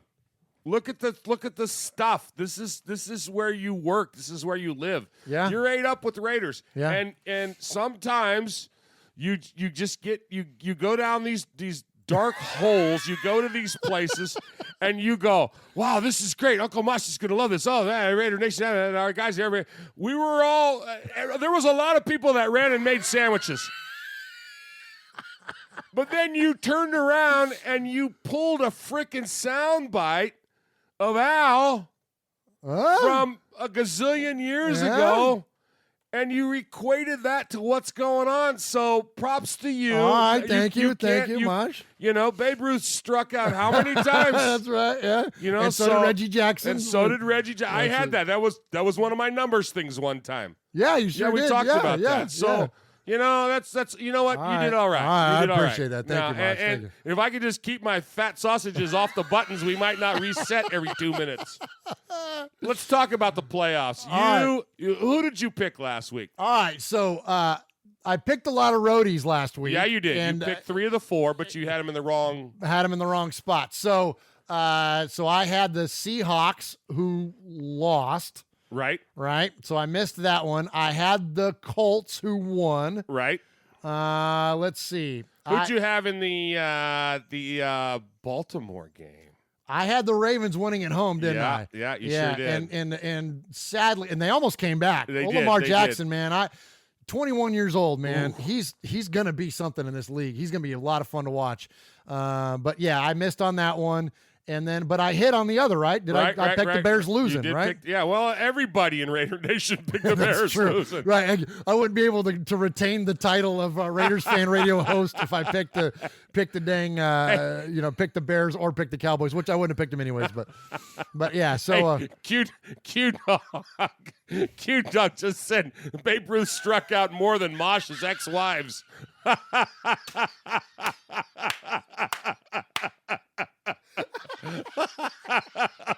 Only the capo can get away with that one. That's hilarious. Oh my God, they were all idiots. Not a one of them could pick a man to save their ass. Oh my God. Oh my God. Oh, you're killing me. Hey, real quick while we're off the rails. Speaking of idiots, tell our listeners what Grandma Jenny used to say about her 4 kids. Oh my. This is the best, you guys. My Grandma Jenny, Uncle My Mosh's mother. mom. Yeah, she used to say, she goes, oh, my God, I gave birth to 3 jackasses and an idiot. And I'm not telling you who's who. So who's the idiot? Yeah, so who's the idiot? We used to vote on it. Once a year, we'd vote on it. And one time, one of us got all nominations. That means somebody voted for themselves. Oh, my gosh. 3 jackasses and an idiot. 3 jackasses and an idiot. Gosh. All right, so Uncle Mosh, do you want to do a playoff update for us? Yes. Okay, so this week, you're going to choose again. Okay, I'm going again. All right. 2 for 2 last week. You got the Indies at the cheats. Well, you got the horseshoes at the cheats. Yeah, give me the luck. You know what? It took me a few years to equate the fact that the team with the horseshoe on the side of its helmet has a quarterback named Luck. Oh, Isn't you that never fun? got that? No, but I did like last year, and I have a buddy that's a Colts fan, and I go, that's kind of cool, and he goes, dude, I never thought of that. Yeah, so there you go. So give me the Lux. Okay, you got the Lux. Yeah, okay, and I know that with your infatuation for the Belichicks, that's a no-brainer, and because also so let me bring this up. Yeah, so let's hit this one. Let's go with the Belichicks over the name that won't be spoken. But I just want to say this: did you catch how many people have that's caught on with? We started that here. Yeah. We started talking about, and some Joseph Morales just typed the name. We don't type it either, Joe. But there is names that we don't say. Yeah. You know, there's things you just don't do. And so we've started this whole names that we will not say. And it's caught on. It's caught on in the chat. It's caught on with the callers, talking about. Yeah, it's great. And I love it. I love that. Man. It's another one of those trend-setting things that we do. Absolutely. So speaking of the names that we shall not name. Right. The quarterback that we shall not name that plays for that team, the artist known formerly as the San Diego Superchargers. Sure. Okay, look, this is my opinion. I'm not telling you how to be a Raider fan. You be a Raider fan however you be a Raider fan, and as long as you're a fan and you are passionate about our team, you are okay with us, man. Sure. This is not a condemnation of the way you choose to live out your fandom. But for my fandom, if you are rooting for the Chargers to beat the Patriots, you're doing it wrong. The Patriots are not your rival. The Chargers are your rival. You should hate the Chargers and the guy that plays quarterback more than the guy that plays in New England, because the guy that plays in New England doesn't kick your ass twice a year. The guy that plays with the white jersey with the 1 and the 7 on it, that's the guy that kicks your ass twice a year. You should want to see him lose way before you want to see the other guy lose. I'm not telling you to not want to see the other guy lose. I get why you want to see him lose too, but when these two are matched up together, no, you want to see the freaking Chargers take a crap, not the guys from New England. Right, exactly. And it's so funny. That's a perfect rant. That's a perfect rant, Murph. And we just experienced that here in Tennessee. Because all people that don't know this, and they'll be able to see it when they come here for the draft, but all the trees in Tennessee lean towards the southeast because Alabama sucks. and that's for sure. So you don't know how that's a bad word to some people's kids around here. You don't say Alabama. You don't say Crimson Tide. No. You know, the best thing about Alabama losing was that we didn't have to see the words Roll Tide on Facebook for days. Ridiculous. Yeah. But so it's true. Okay. All right. So that's a no-brainer. That's give me the Belichick. The Belichicks. Yeah. Okay. So I'm going to save this other one for last. So you got the Cowgirls. Okay. Yeah. The Cowgirl. You're making the face. Yeah. The Cowgirls are traveling. Yeah. All right. Are you going with the Cowgirls? Or are you gonna go? Where are you going? Well, it's the Saints, right? They got to go to the Superdome. No. Philly's going to the Saints. Oh, Philly's going to the Saints. That's why I was saving them. Oh. Yeah. Okay. So who do they got? I can't read that. I'm having an issue. Yeah, you're having. I got the Rams. The Rams. I mean. Yeah. Oh, so you throw it back like you knew. I was trying to give it to you fast. Make sure you write that down so you can beat me. I was trying to give it to you fast. 152. All right, no, I'm sorry. I didn't mean to throw it at you. I was trying to give it to you fast. I can't because I got my You Al can't Davises see. on and everything. All right, so the Cowboys got to go play the Rams. Give me the freaking Rams, man. I can't root for the Cowboys. No, I wouldn't no, root no. for them before they got that other guy that wears number 19 now. Well, even before that, I would root against the Cowboys, but especially now. And frankly, all right, so here's a good, fair, at least football analysis on it.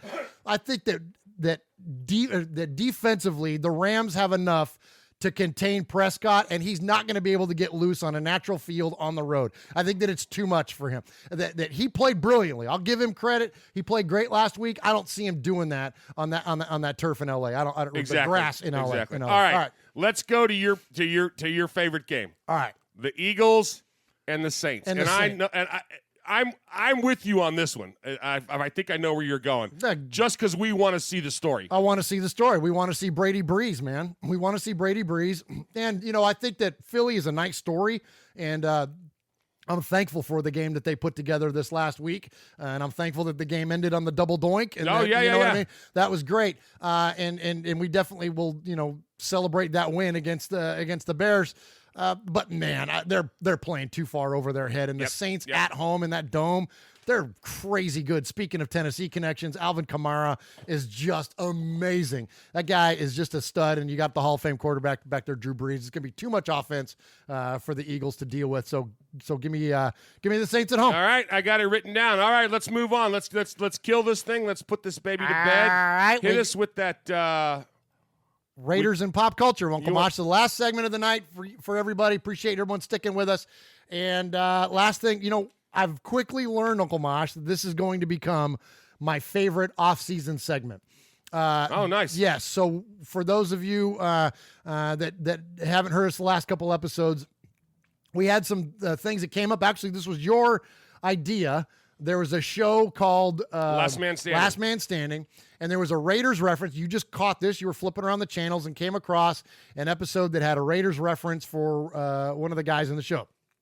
So I dug it up, and I played it, and I said, what would be kind of fun, Uncle Mosh, is to have a segment called Raiders and Pop Culture. Well, we'll uncover, whether it be music or movies or television or games or whatever, times when the Raiders have come up. And so we did that one, and then I started getting a whole bunch of people sending me clips of things. Perfect. Which has been great. So, and I've watched all of them already, and they're awesome. And so keep them coming. So if you see the Raiders mentioned or referenced somehow in terms of a television show or a movie or whatever, shoot that stuff to me, and I'll accumulate these things. In this offseason, we're going to feature them one every week, and we'll call it Raiders and Pop Culture. So our buddy Greg in Tennessee, who is my buddy, he's your kin, right? You know what I mean? My son-in-law. My kin by marriage, right? Great guy, Greg. And so he heard this and sent us an amazing clip of Kenny Stabler hawking motor oil. I love it. Here's the new Pennzoil that saves gasoline. And Kenny Stabler, quarterback of the Oakland Raiders. New Pennzoil PZL. The Pennzoil that saves gasoline. That's right. You know the Pennzoil in this can? It really does help you go farther on a gallon of gasoline. And it saves you oil changes, too. They call it Pennzoil PZL. I call it a winner. All right, there we go. There's Kenny Stabler hawking Pennzoil. So what you don't see in the, you can't see because you're listening to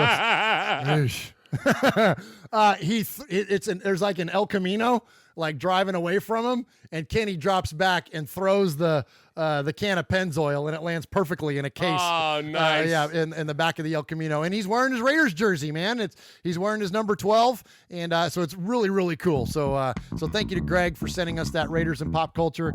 And Uncle Mosh, the cats have been herded. That's all we got for tonight. A busy, busy show. Thank you for hanging in there with us. I can't scroll up, but everybody in the chat, Hardcore Raider, Oakland Raiders fan, Chris Potts, Running Bear, Joseph Morales, Uncle Mosh, who's that guy? Art Rodriguez, Ron, I Like It Spooky, Bobby Wasabi, Stackanova, of course, Aaron the Q-Dog Raider, Stoned Raider, get some Doritos, bro. Pirate 1975, Art Rodriguez. Thank you to all of you that have joined us live here on the chat. Thank you for sticking with us through the early audio issues. We're going to continue to work this thing out And so yeah, that's all we got. Thanks for my kind of scatteredness early on. I get a little bit frazzled. I'm not a pro, so when things don't go right and I have to produce the show and co-host the show at the same time, I get a little frazzled and lose track on time. So thank you guys for hanging with me and hanging with us through all of that. And so with that being said, thank you for your continued support of Raiders Fan Radio.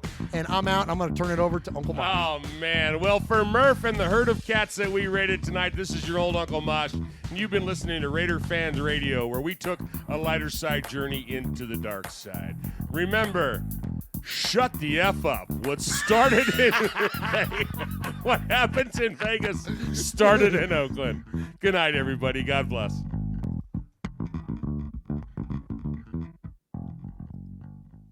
They were all idiots. Not a one of them could pick a man to save their ass.